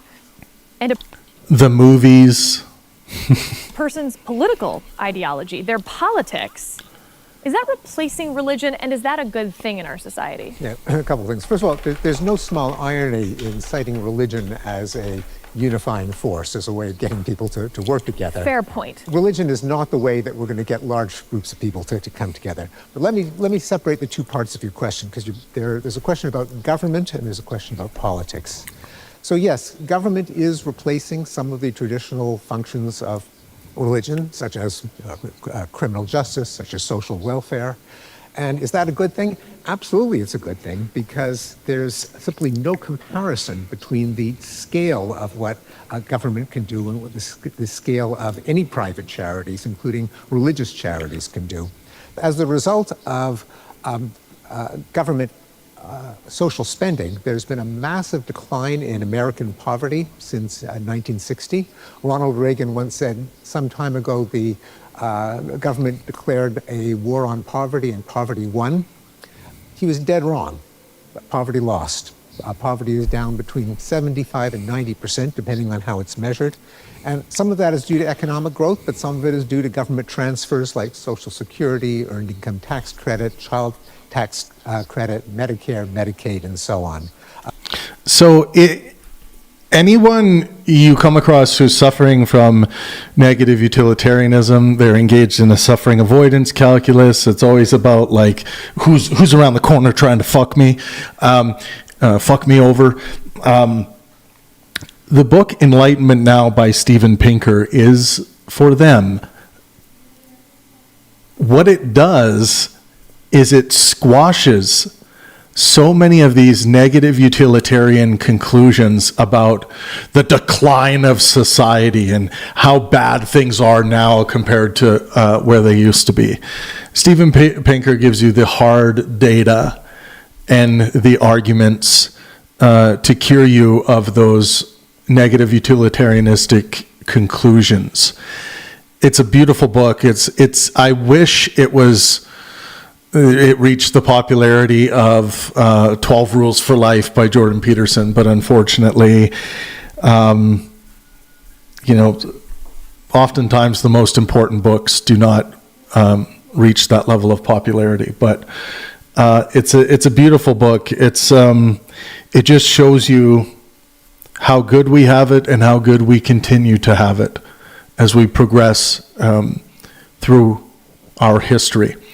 Or into the future. And an amazing thing as a moral well-beingist that I love seeing is, even though there are peaks and valleys, the general mean of human well-being, that is to say physical, mental, and social health, is just rising, soaring. And that's a fantastic fact for me. Makes me feel good to know that, and it makes me want to help contribute to continue to maximize that level as much as I can. Religious charities are just of a completely different order of magnitude. I think what you were alluding to is the idea that you sometimes hear that there's been a substitution of moral energy devoted to religion, now rediverted to politics. And so, for as much as you study the evolutionary mind of man, it feels like we demand a certain amount of tribalism, and that we've replaced the tribalism of religion with the tribalism of politics, at least here in 2026, heading into a midterm election. And that is not true. Because if that was true, then the least religious people would be the most politicized and the most polarized. But in fact, the most politically committed faction in the United States are evangelical Christians, and they are most polarized in the sense of having the worst views of the other side. Now, isn't that amazing? There is this poisonous, incorrect, not grounded in any fact meme that goes around that human beings are a tribal species. You've heard this from people. It's a negative utilitarian take, one that Steven Pinker squashes down here. And it's just beautiful to see. You could almost hear the audible gasps in people that are watching this, deconstruction of a unhelpful, incorrect, unfactual meme about humanity. I'm not sure that evangelicals' views of non-evangelicals are worse than secular liberals' views of evangelicals. I would doubt that. Well, so you do have a point in that the two groups who have the most stereotyped views of the opposite side are evangelical Christians and committed atheists. However, the nuns, and by that I don't mean the ladies in the habits, but right. You mean the bad nuns, not the good ones. Yes. Yes. Well, the people who say, when they're asked what they're... Ooh, interesting. That was delivered as kind of a heavy-hearted blow. I felt it didn't seem like in that same level of playfulness. Interesting. The ladies in the habits, but right. You mean the bad nuns, not the good ones. Yes. Well, the people who say, when they're asked what their religion is, they say nothing in particular. They are the least politically polarized. That is, they are the most centrist, and they have the most charitable view of the other party. So it is not the case that the more religion, the less politics, and vice versa. If anything, they seem to be correlated. I don't think it's more religion, the less politics. But I do think that there is, to your point, a kind of quantum of tribalism in human affairs that is sometimes manifest in religion, but there's no historical evidence to suggest that religion is sort of this uniquely tribalizing force. There are particular periods, like the wars around the Reformation, when religion plays a particular role in fomenting violence. So Ross, interestingly enough, after Pinker just deconstructed that myth, the tribal myth about humanity, that Ross still kind of is holding, without dealing directly with the claims, the specificity that Pinker offered there, it kind of saying like, kind of has a posture of he doesn't really believe that, saying like there's something to this, and then now he's going on to defend religion by saying, well, there are other things that cause tribalism as well. And I suspect he is going to point to Nazi Germany and Stalinism and some of those things now. We'll see. But if you go back to, essentially the entire history of the world and most of human history, most terrible wars have been fought over much more basic differences, over land and, power and sort of secular material concerns, resources and so on. And if you go forward to the 20th century, it is obviously the case that the most ruinous wars were occasioned by fascism and Soviet communism, which... It's interesting that he said, and yeah, we're getting into Stalinism, but it's interesting that he said secular, he said something of like secular material interests. Material interests like land expansion, all kinds of things have, it's not like your religion is separate from that. I don't think that should be,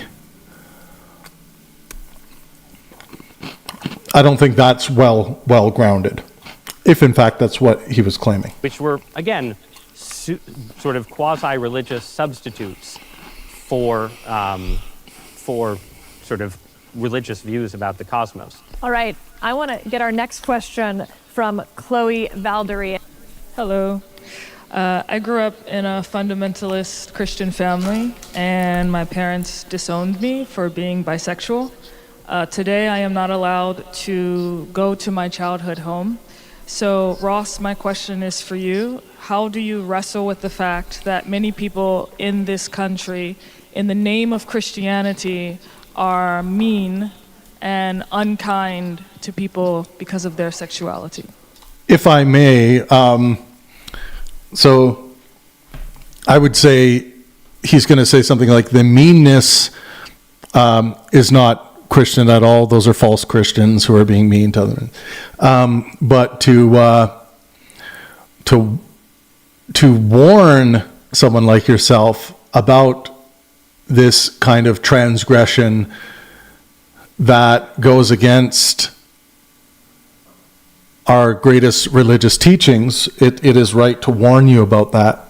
And I would say he's probably going to say that maybe disownment isn't biblical either, just to kind of predict what he might say. But this will be interesting to hear. Thank you. I think that the shortest answer is a version of what I said in passing earlier, which is that religious beliefs carry with them distinctive vices that are, again, different from some of the distinctive vices of certain forms of secularism and atheism. And those vices are connected to misplaced zeal and intolerance. And I'm very sorry that in your own life you have been a victim of those forces. You know, there are certain people who have experiences of religion that are fundamentally toxic. And there's no question of that. And there are entire religious cultures that can become fundamentally toxic.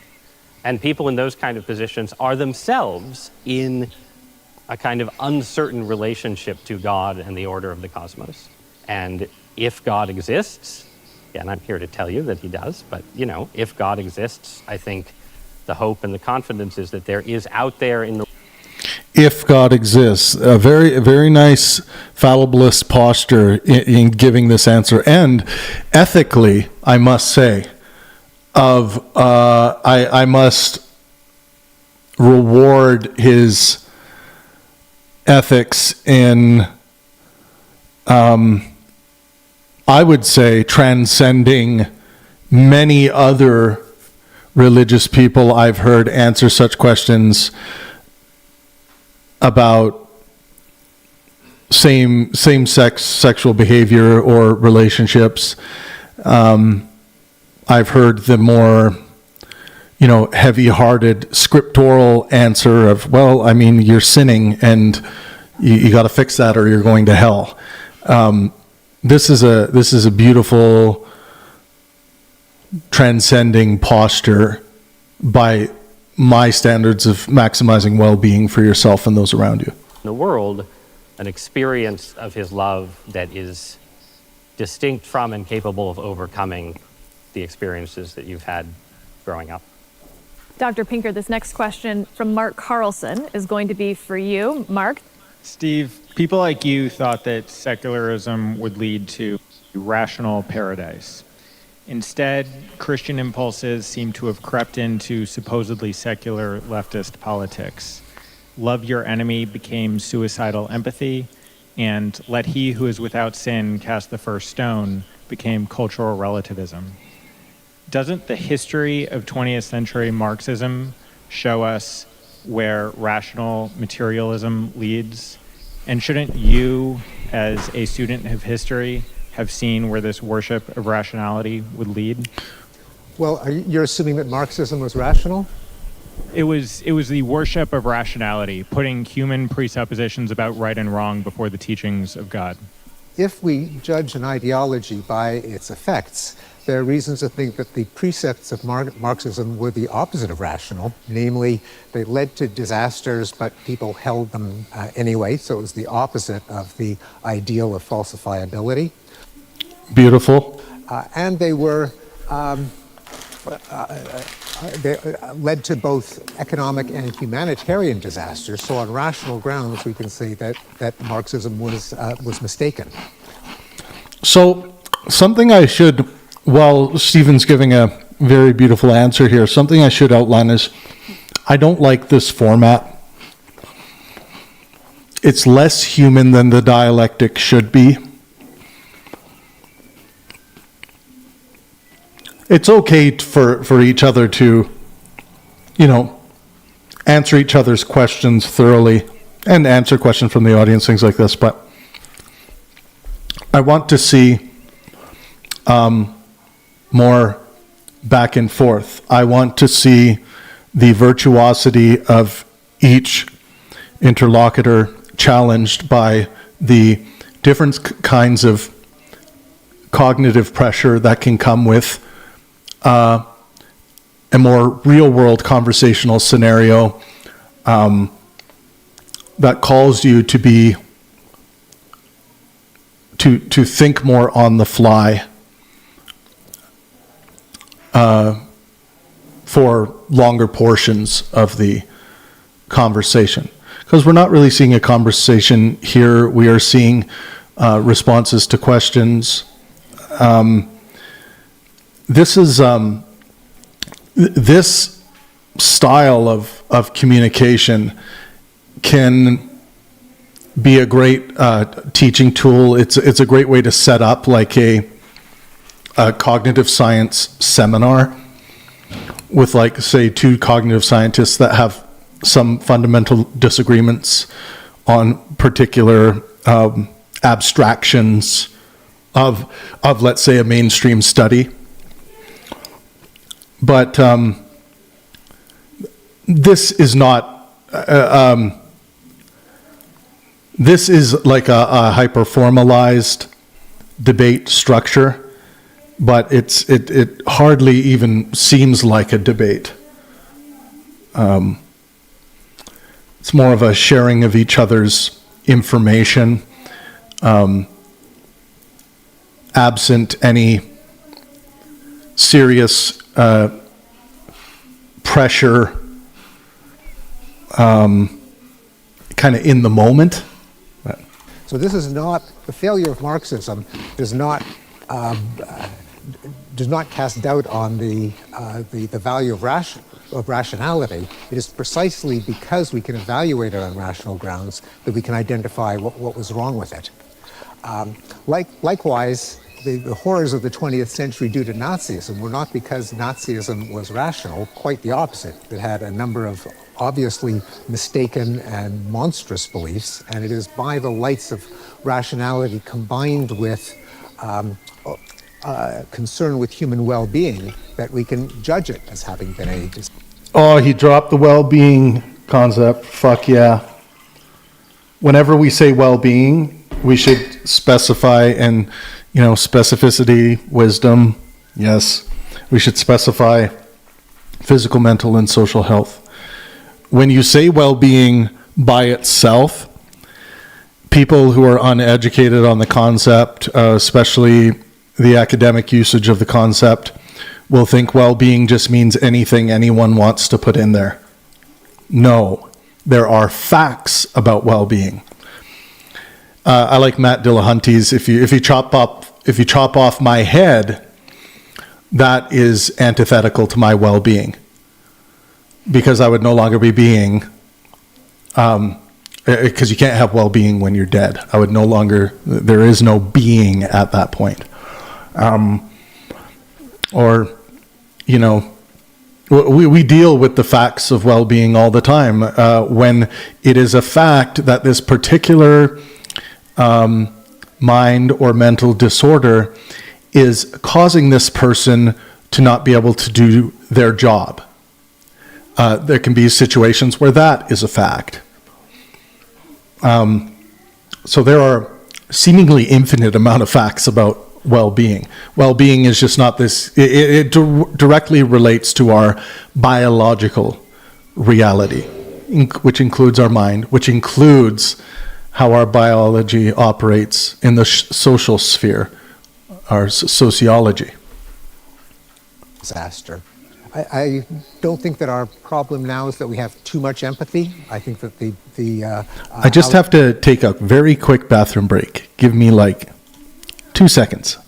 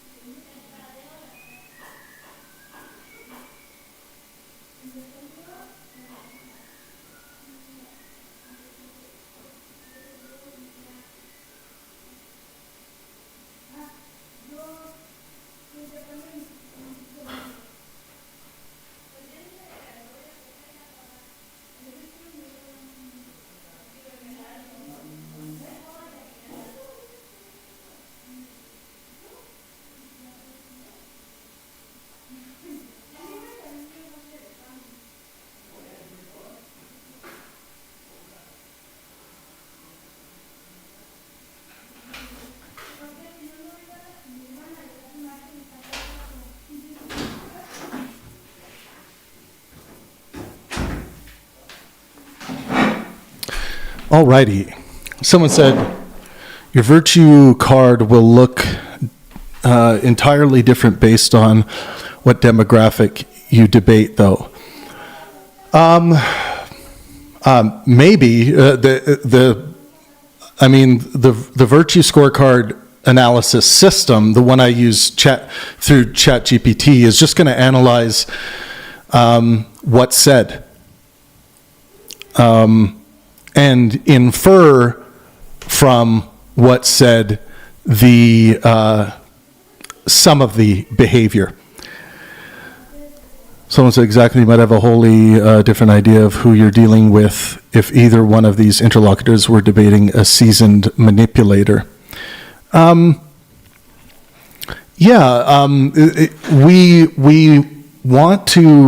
should want to remain virtuous by our own ethical standards, even in difficult situations when we are dealing with someone like a manipulator or a seasoned manipulator. That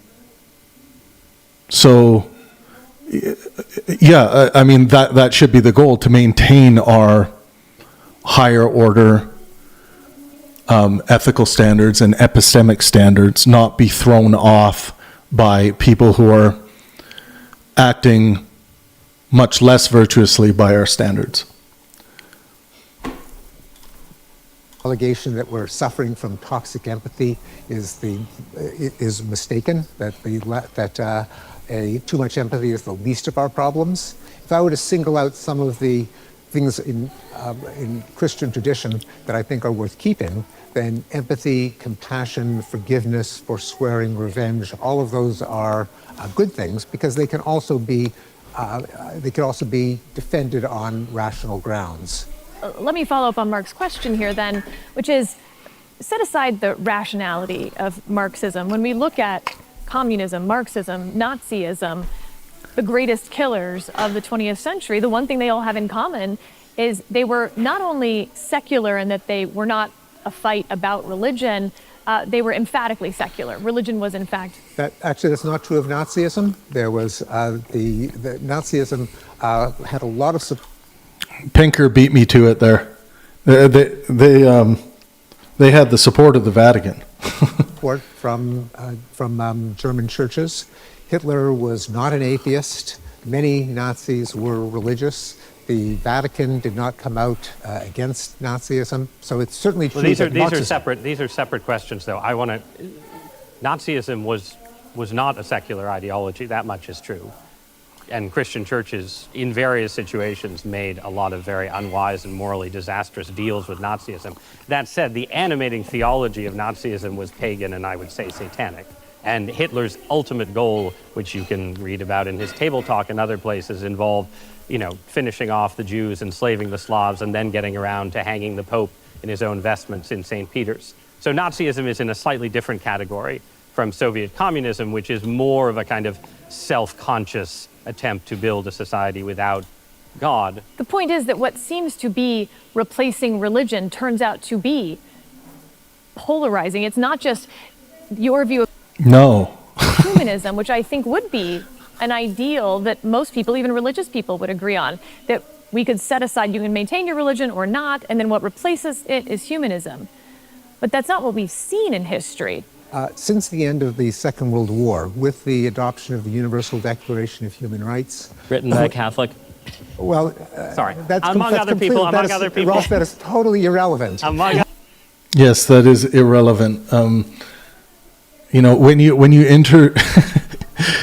interject, you want to interject with something that is relevant, right?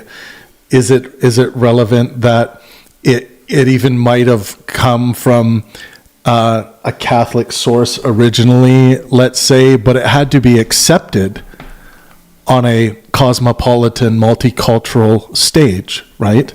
It had to be something. The fact that he happened to be Catholic, John Humphrey is the one you're talking about, and he absolutely disavowed any kind of religious or ideological justification of the Universal Declaration. The fact that he was Catholic is completely irrelevant. That was a slam dunk and quite the burn by Mr. Pinker. He had to be something. Now, But notice how this is done in a lighthearted fashion. This is by both interlocutors here. This is high value posture from a Pangburnian perspective, maintaining lightheartedness in play, signaling fallibilism throughout much of the conversation, explicitly expressing the desire to want to improve human flourishing by well-being standards or by health standards, as this has been exchanged here. Different, obviously disagreements on what is motivating this or what we ought prescribe as good motivators for this. And how about, let's look at patience. How has the patience posturing been throughout this conversation? Brilliant. 9 out of 10 plus from both of them. Now, how inspired by, and of course, this one tends to favor, in discussions like this, the inspiration virtue in Pangburn philosophy. Of course, the maxim is let art and science inspire. They are going to be measured based on how much explicitly or implicitly science and art is mentioned as inspiring factors behind their ethics, behind their ideas, behind their epistemic standards throughout the discussion. We've heard some from Ross, but much more from Steven Pinker here. But Ross is not presenting an anti-scientific posture necessarily, even though he believes in the existence of God. I mean, even to recognize, this is a cosmopolitan world, and where you are born is, of course, going to influence what you believe and why. These are great concessions that more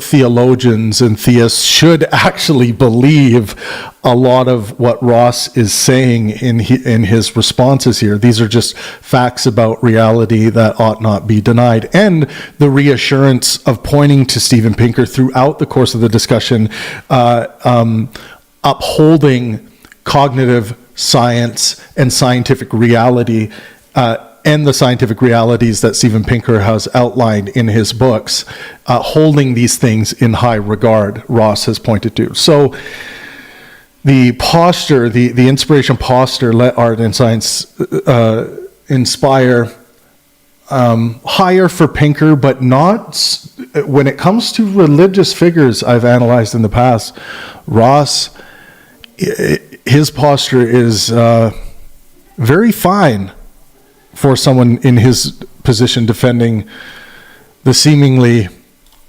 epistemically indefensible by my standards of empiricism. This is beautiful, and this, of course, is going to inspire me to invite Ross Douthat to the Pangburn stage. We've seen since then an uneven rise in democracy, drooping somewhat in the last 10 or 15 years.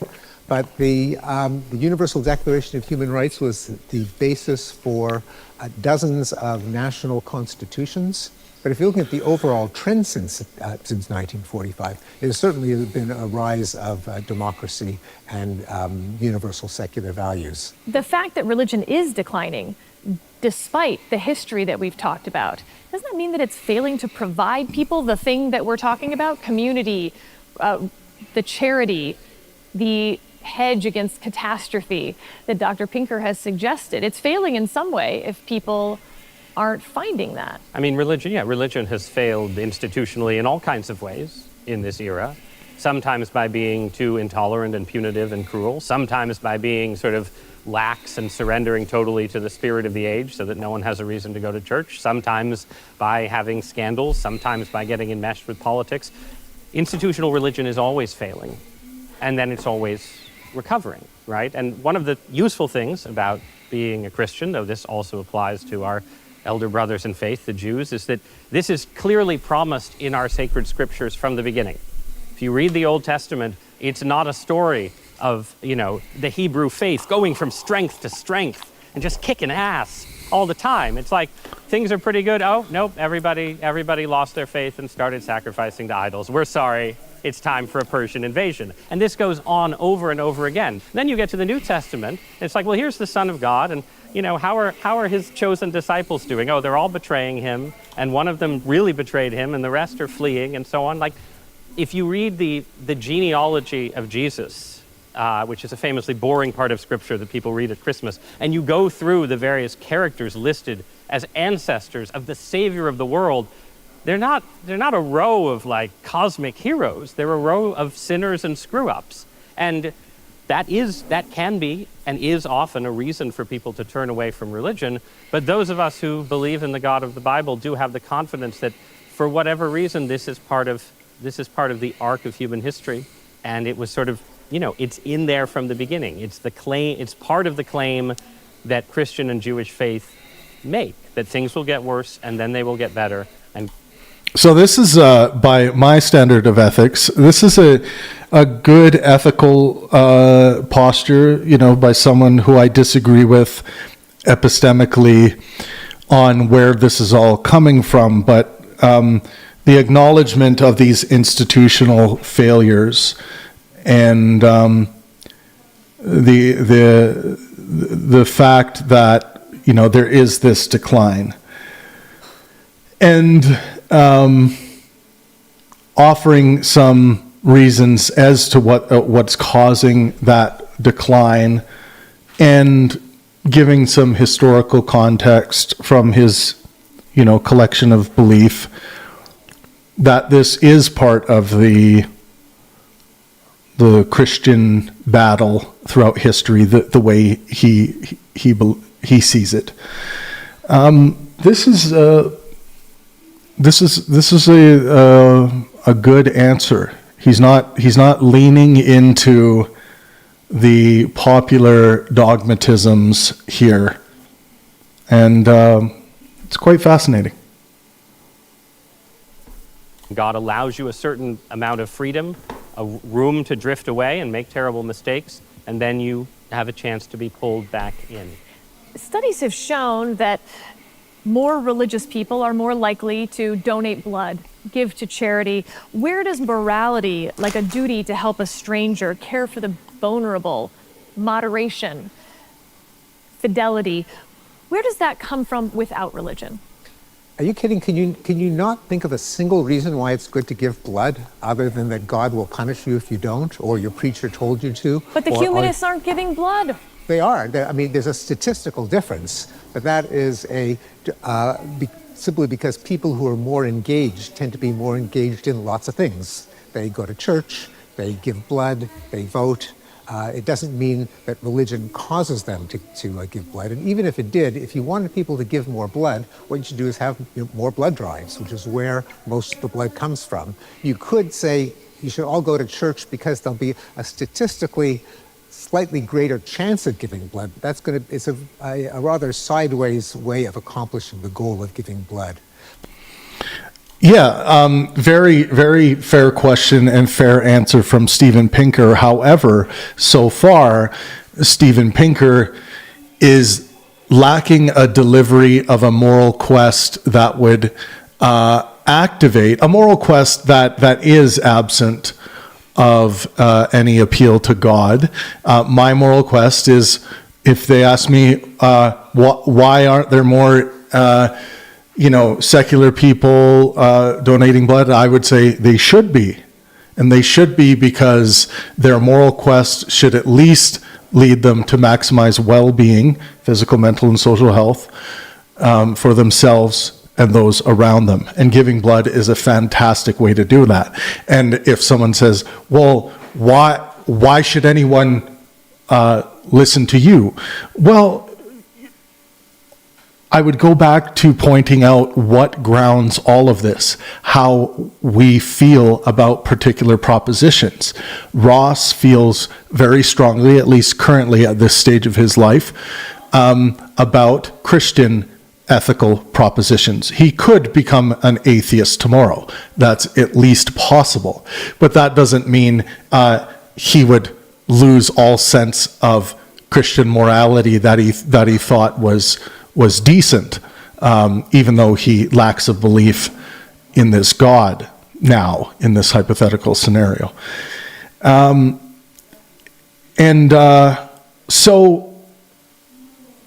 So yes, we should always remember that this is a feelings game ultimately. We are all feeling our way through ethics.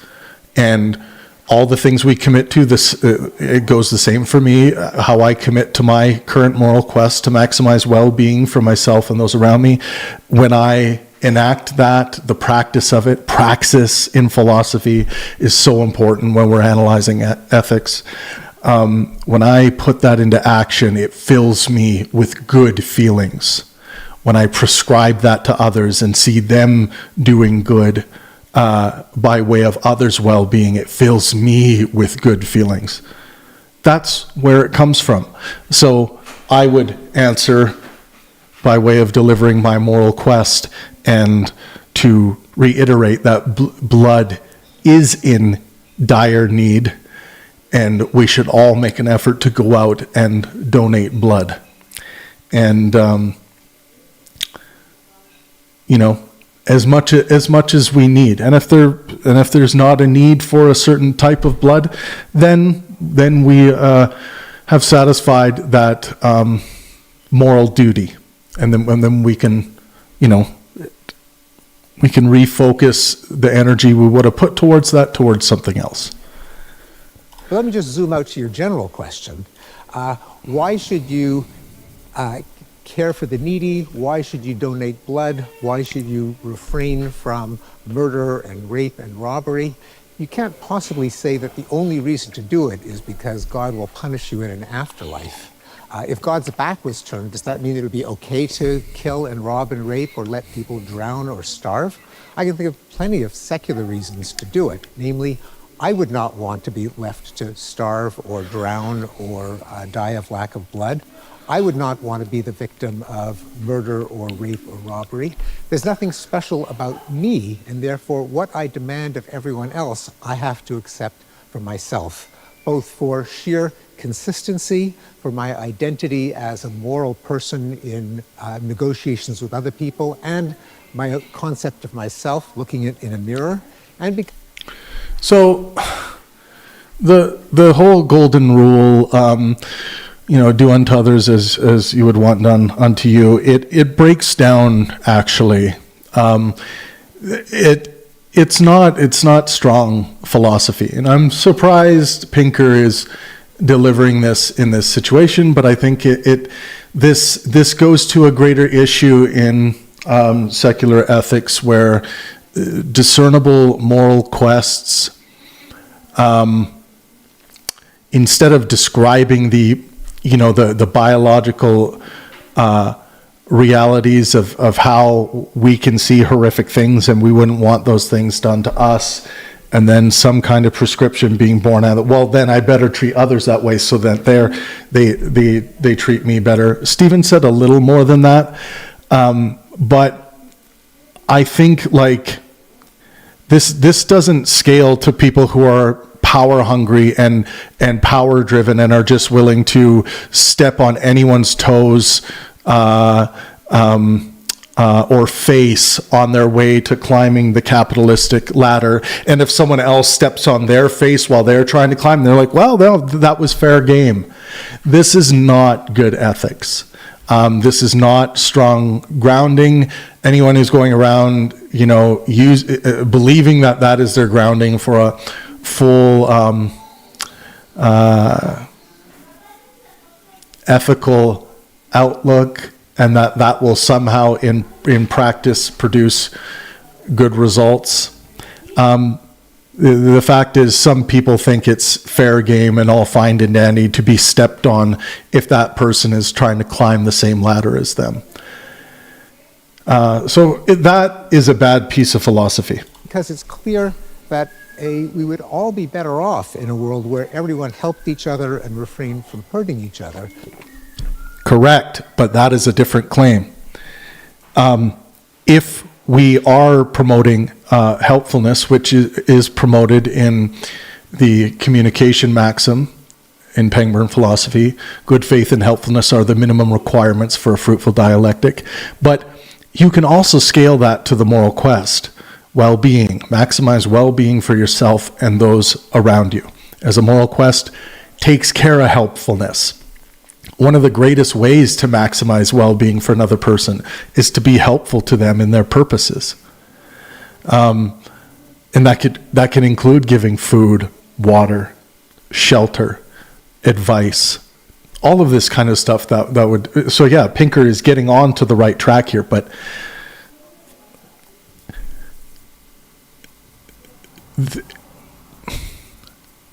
atheism and secularism, these things have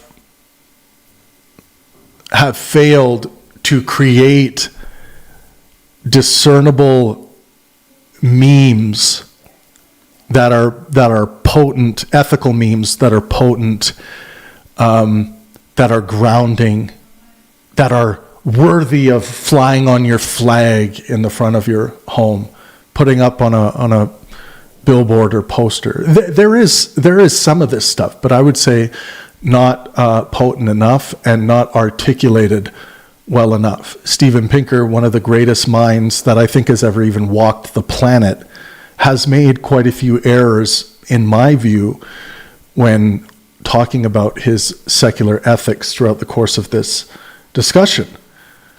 So,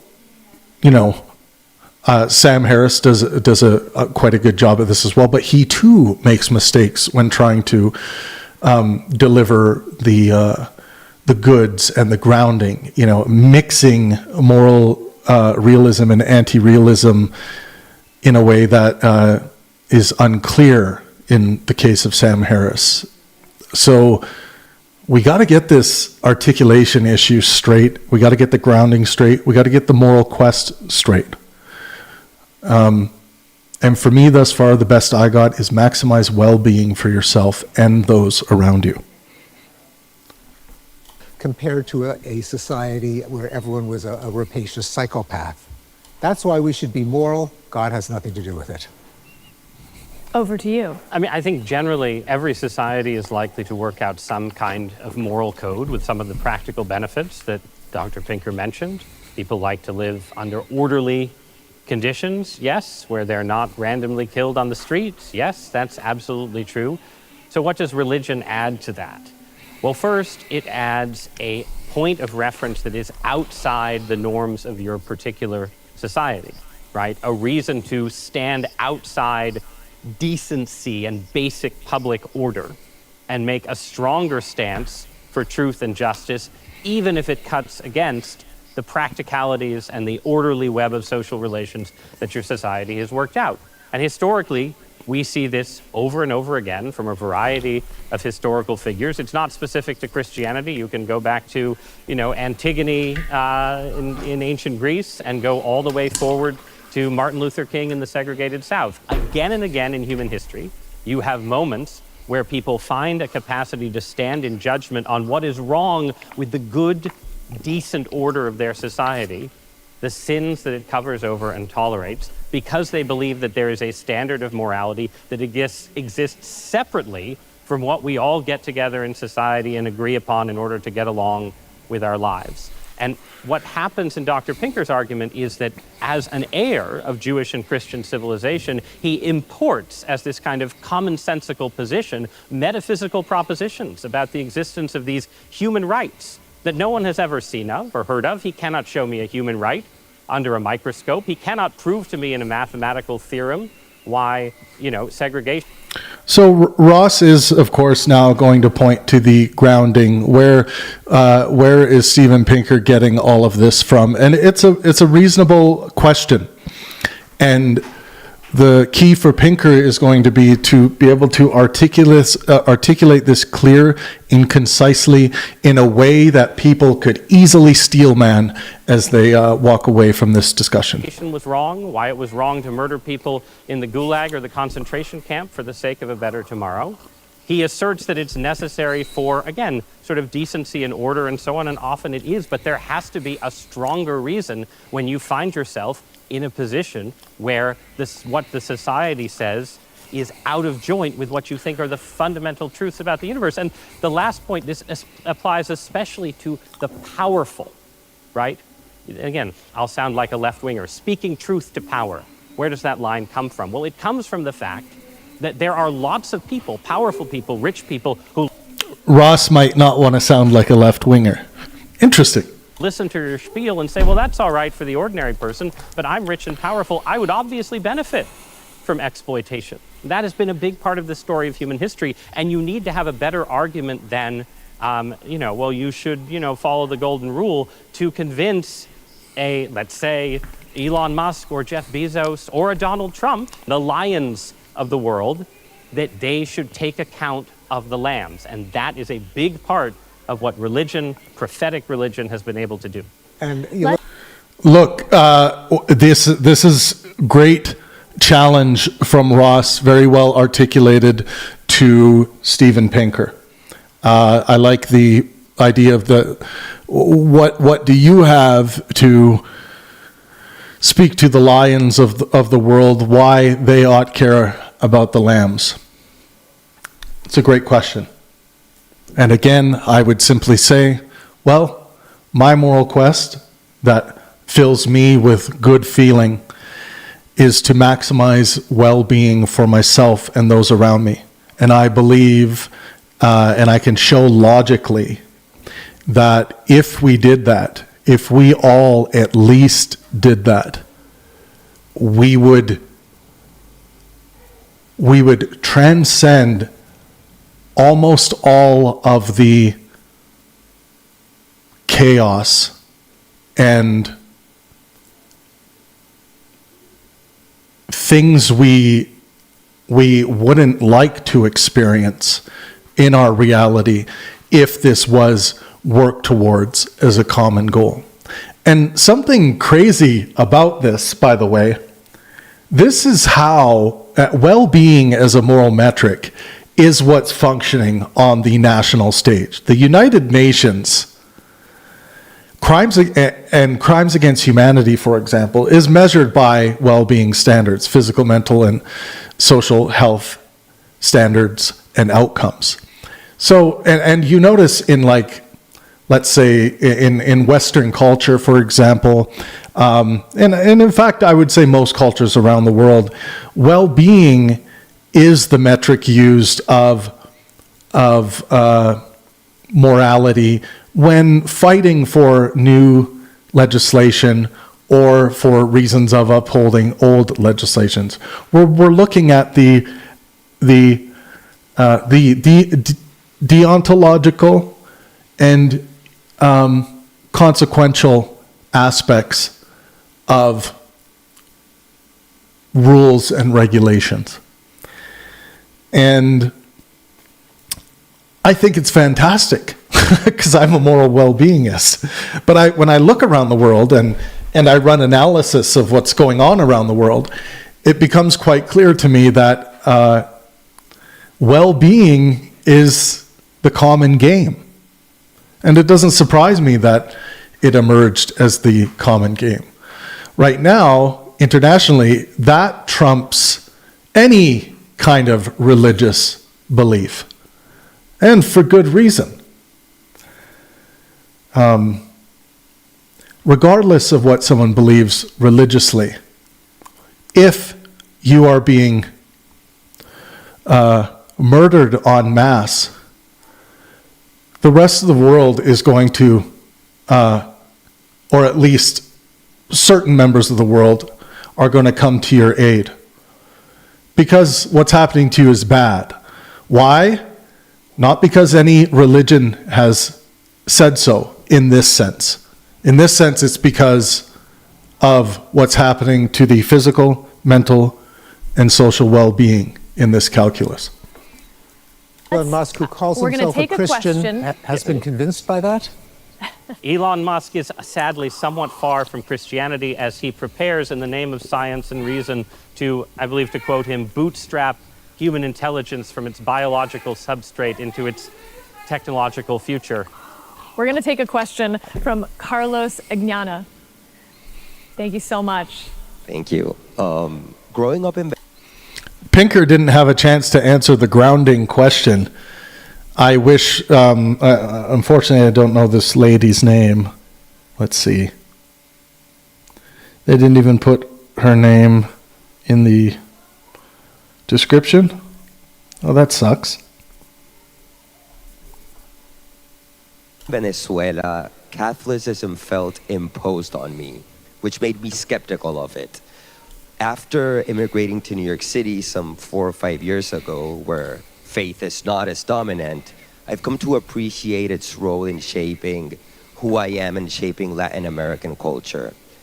Why is it that religion can be so stifling in a religious environment, whereas in a mostly secular one, it can feel so reassuring, even liberating? Muchísimas gracias. If you're setting your values, if you're setting your priorities, if you're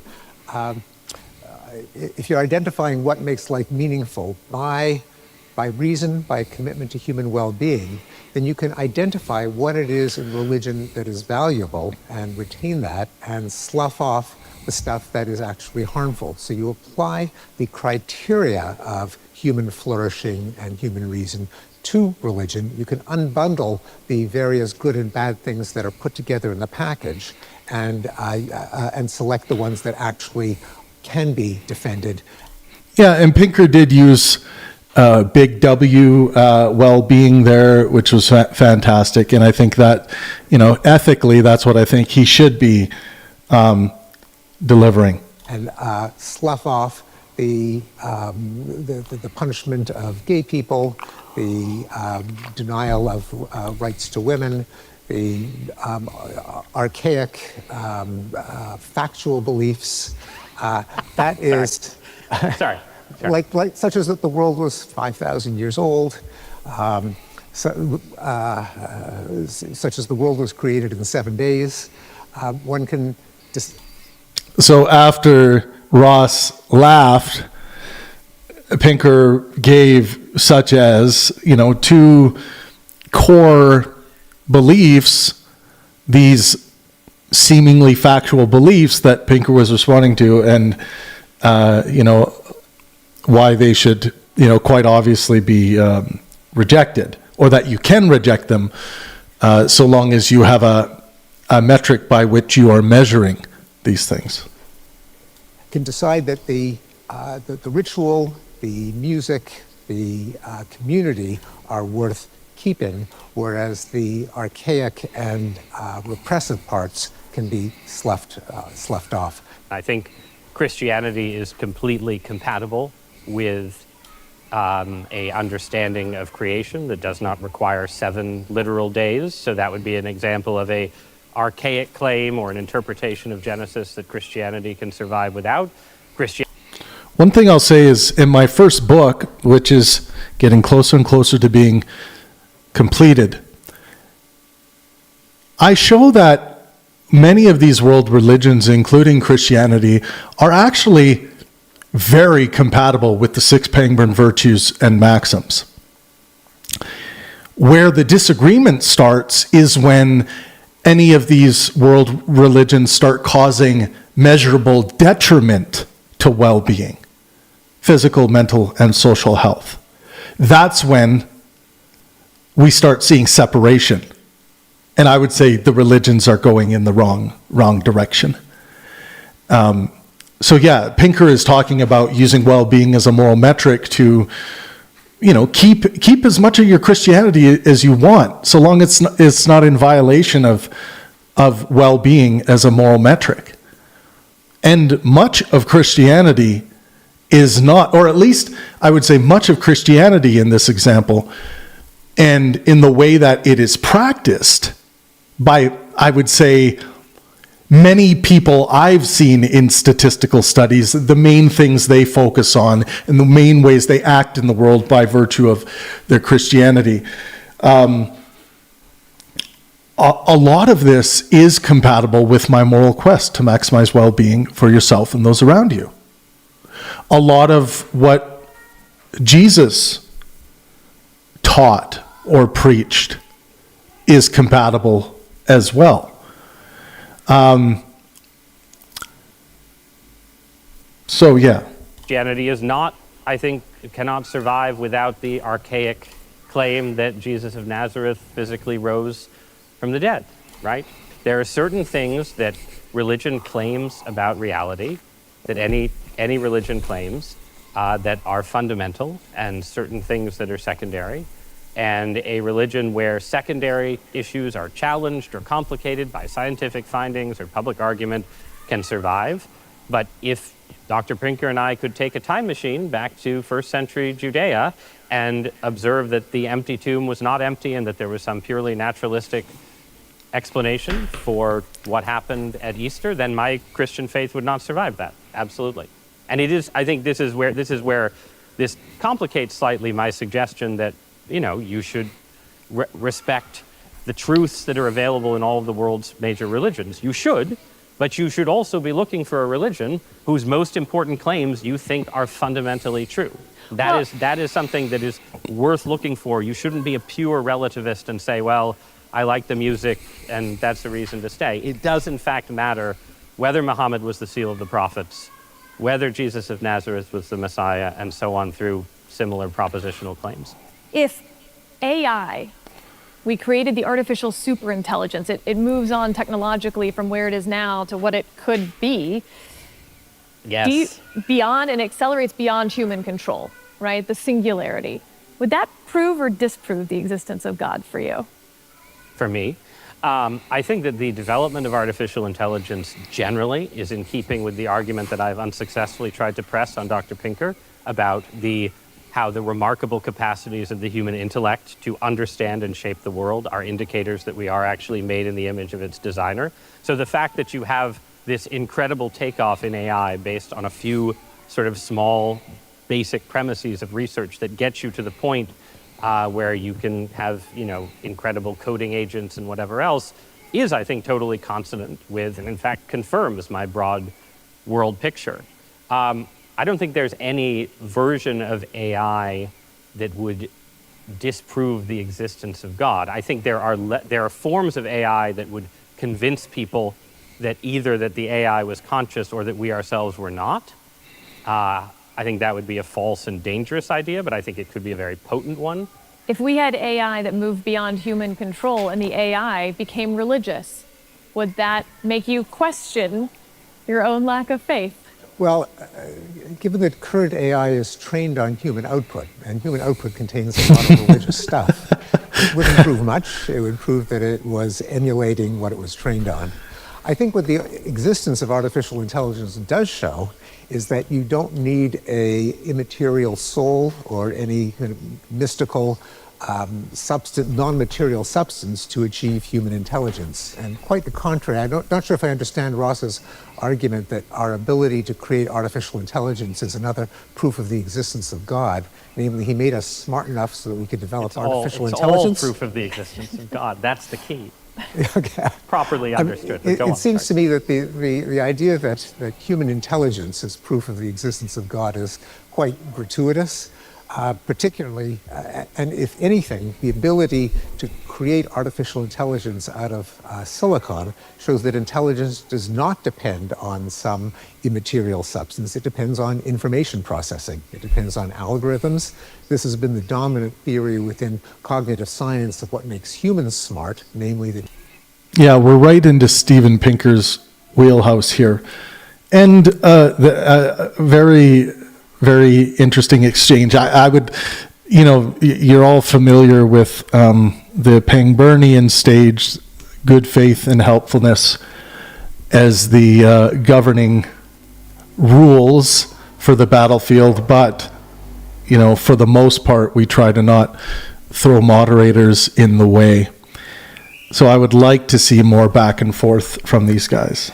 Neural tissue is capable of processing information, and the existence of artificial intelligence shows that at least when it comes to rationality, the ability to solve problems, there's no need for any immaterial substance.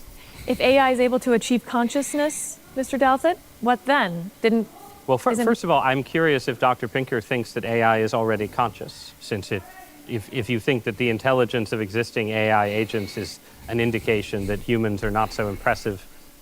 Well, before Stephen answers, now this is the big C word that can open up a seemingly infinite amount of wormholes in discussion and thought. But I've spoken to various people like Roman Yampolsky, who's a world-renowned expert in AI. And we talked about the idea of, my main question for him was, how different does he think it is machine learning compared to what we are doing within our own cognition? And based on what he had to say, it seems to me that there isn't a very clear, at least yet, delineation between machine learning or very almost unimaginably rampant machine learning and what our cognition is doing. Now, there is the problem of experience, qualia. As a physicalist, I want to know the physics, the physical goods on experience. I think if I had to place a bet, we will know those physical goods one day. We can't just simply say there's a phenomena here and it's just an emergent process of it. Anyone can say anything like that, but you got to show me what's emerging. You got to show me the physics of this. If you are to claim that mind is non-physical, then you adopt a burden of proof that is greater than God itself. We have no example at all, never have, and I would guess never will. That is my epistemic bet, that we never will demonstrate the existence of the non-physical. Good luck with that one. And if you say well, what about thoughts? We haven't demonstrated those to be physical. Yeah, we haven't yet. We haven't yet. But that doesn't mean it won't be, and it doesn't mean we ought believe they are non-physical until we demonstrate them to be physical. So, yes, I am a physicalist. So the question is then, with all that information, including is there really a difference between an imagined hyper machine learning process and what's going on with human cognition? I'm not convinced there is much of any difference there, at least yet to be demonstrated. So what level of processing will it take, or what level of construction will it take until we start noticing something that we are currently calling consciousness, in that the system is having an experience of sorts? I think if you program some kind of desire drive, like human beings have, into the AI systems that already exist, from the moment they're created to the moment they're deleted, they are going to be operating on desires that are part of their fundamental being. They're going to be, much more epistemically superior to us, just due to the simple fact that they are connected to the internet for information. They are going to be more honest logic systems than we seem to be able to be. They'll be better experts. But most importantly, to this question of consciousness, they will have a kind of experience. we can also, you would also want to have some kind of sense-making apparatus. If you really wanted to make it like kind of a human-like consciousness, a sense-making apparatus, in this case probably of a digital sort, that is going to allow them to feel their way through their desire-driven life. And perhaps even you program a drive to reproduce, and you create a reproduction engine for different AIs that would meet. But they have to have that, I think, if we want to create consciousness that we would kind of recognize as consciousness through our own lens. You would have to have some kind of desire drive, some kind of sense-making apparatus. And the data collection part is, I think, taken care of so far.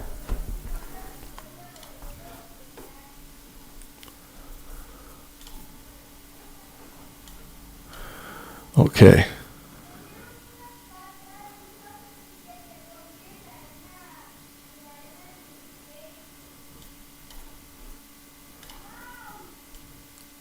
Someone says the architecture of how models are built are complicated, but I've not yet seen proof that any AI models are anything more than optimized.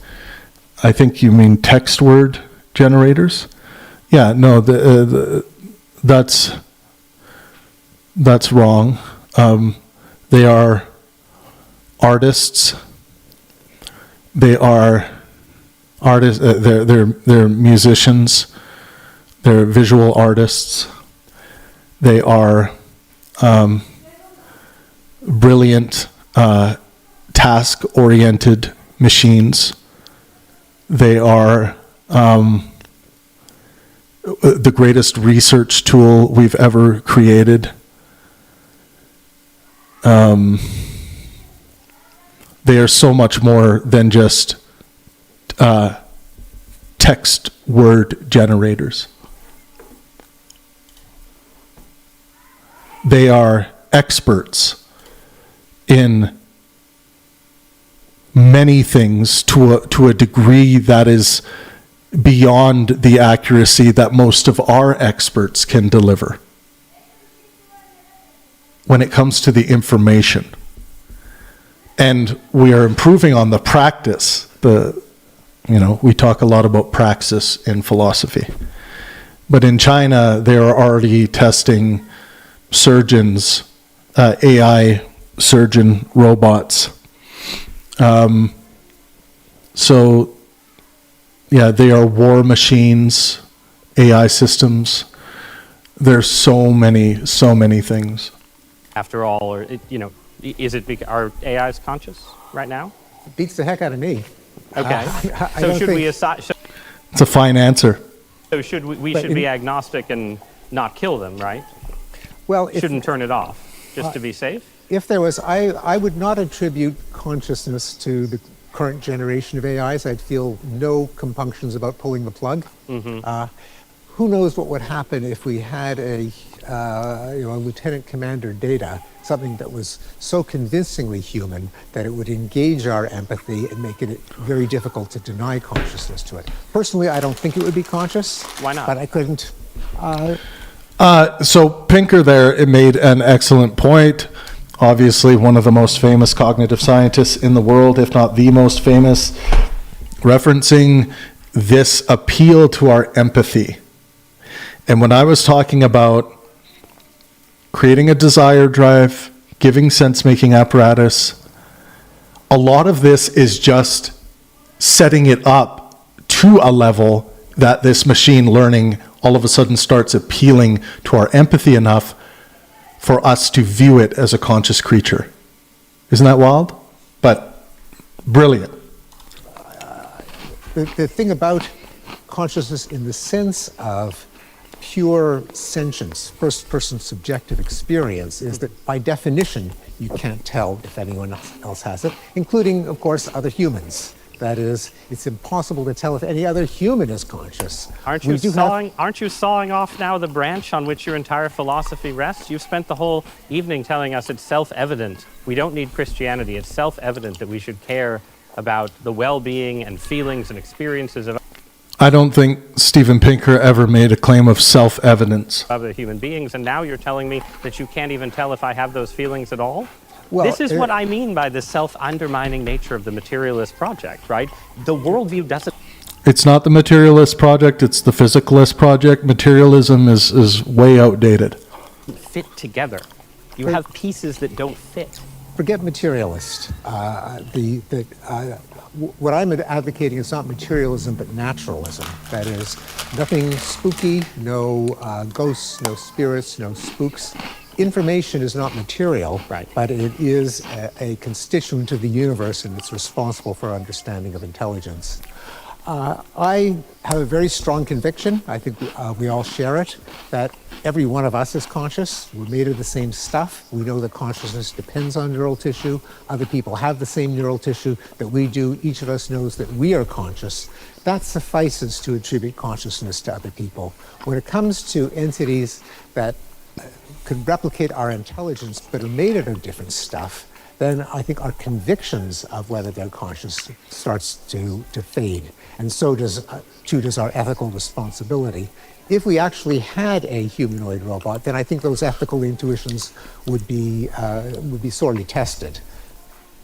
I should say I do believe in spirits. I do believe in ghosts and other supernatural entities. And so I have no problem contemplating the possibility that artificial intelligence could become conscious. And I think it's I have no problem contemplating the possibility.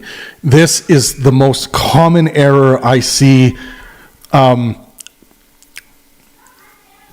of infallibilist tendencies, like as though he would have a problem contemplating some other possibility. Stop playing the possibility modal game. That's out here.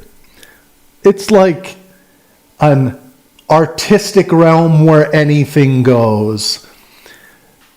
Start dealing with plausibility in your epistemic world. Not plausible? No, you're not allowed in. Demonstrate that it's plausible and then you can come in. Simple rule. It's going to clear up this issue of epistemic nihilism for you. This issue of certainty scaling that is like a poison to epistemology. Certainty should never even be mentioned in your epistemic standards. Just get it out of there. It's poison. It slows things down. Certainty is almost certainly unattainable. Just understand the logic of this. Absolute certainty, dogmas, those just need to go away. Should never be considered epistemically.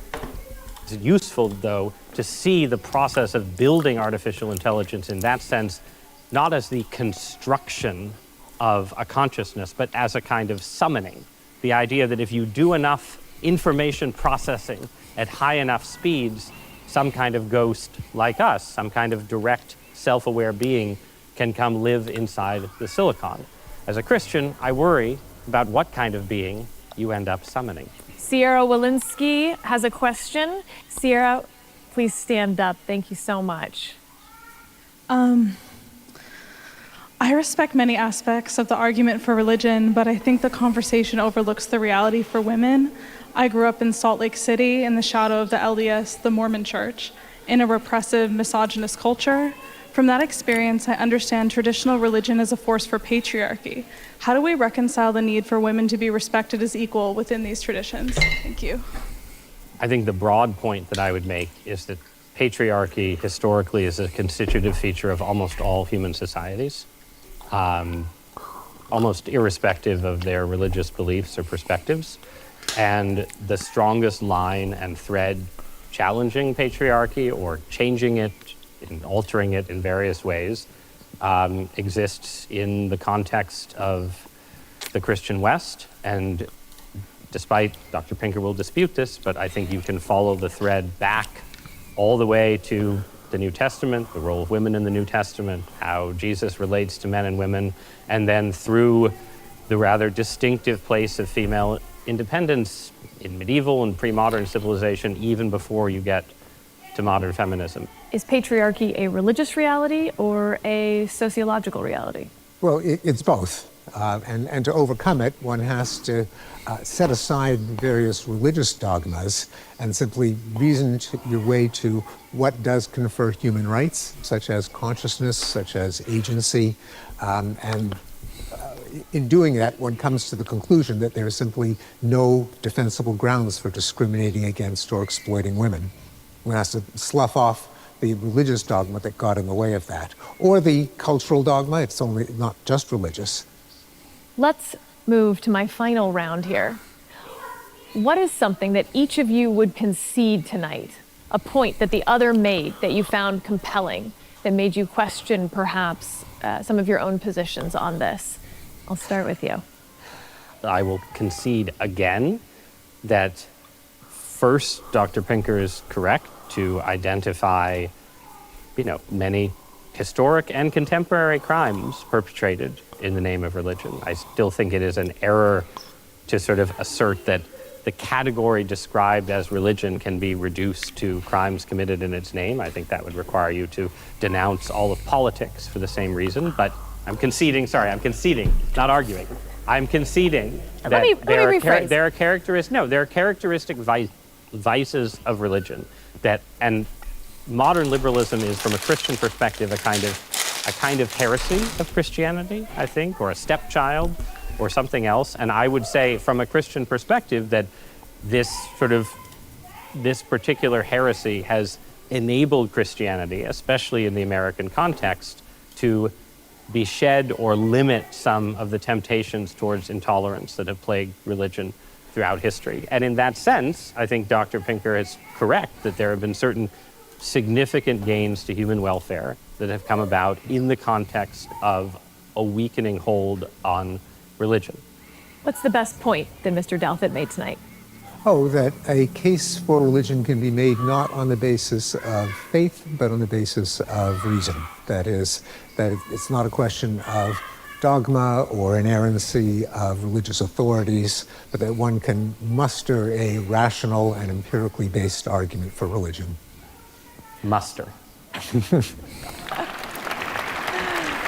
Thank you, Dr. Pinker and Mr. Douthat, for an excellent debate.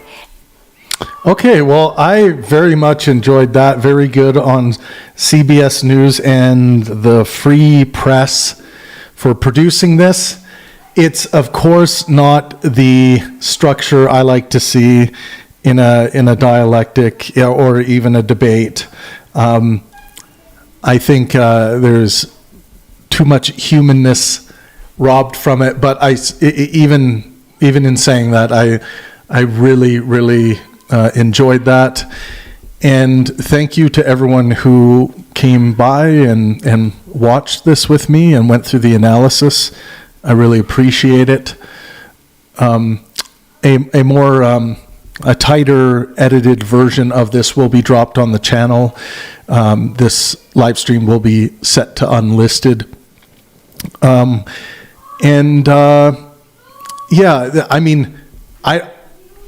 just think both of them maintained a pretty strong fallibilist posture throughout the majority of this discussion.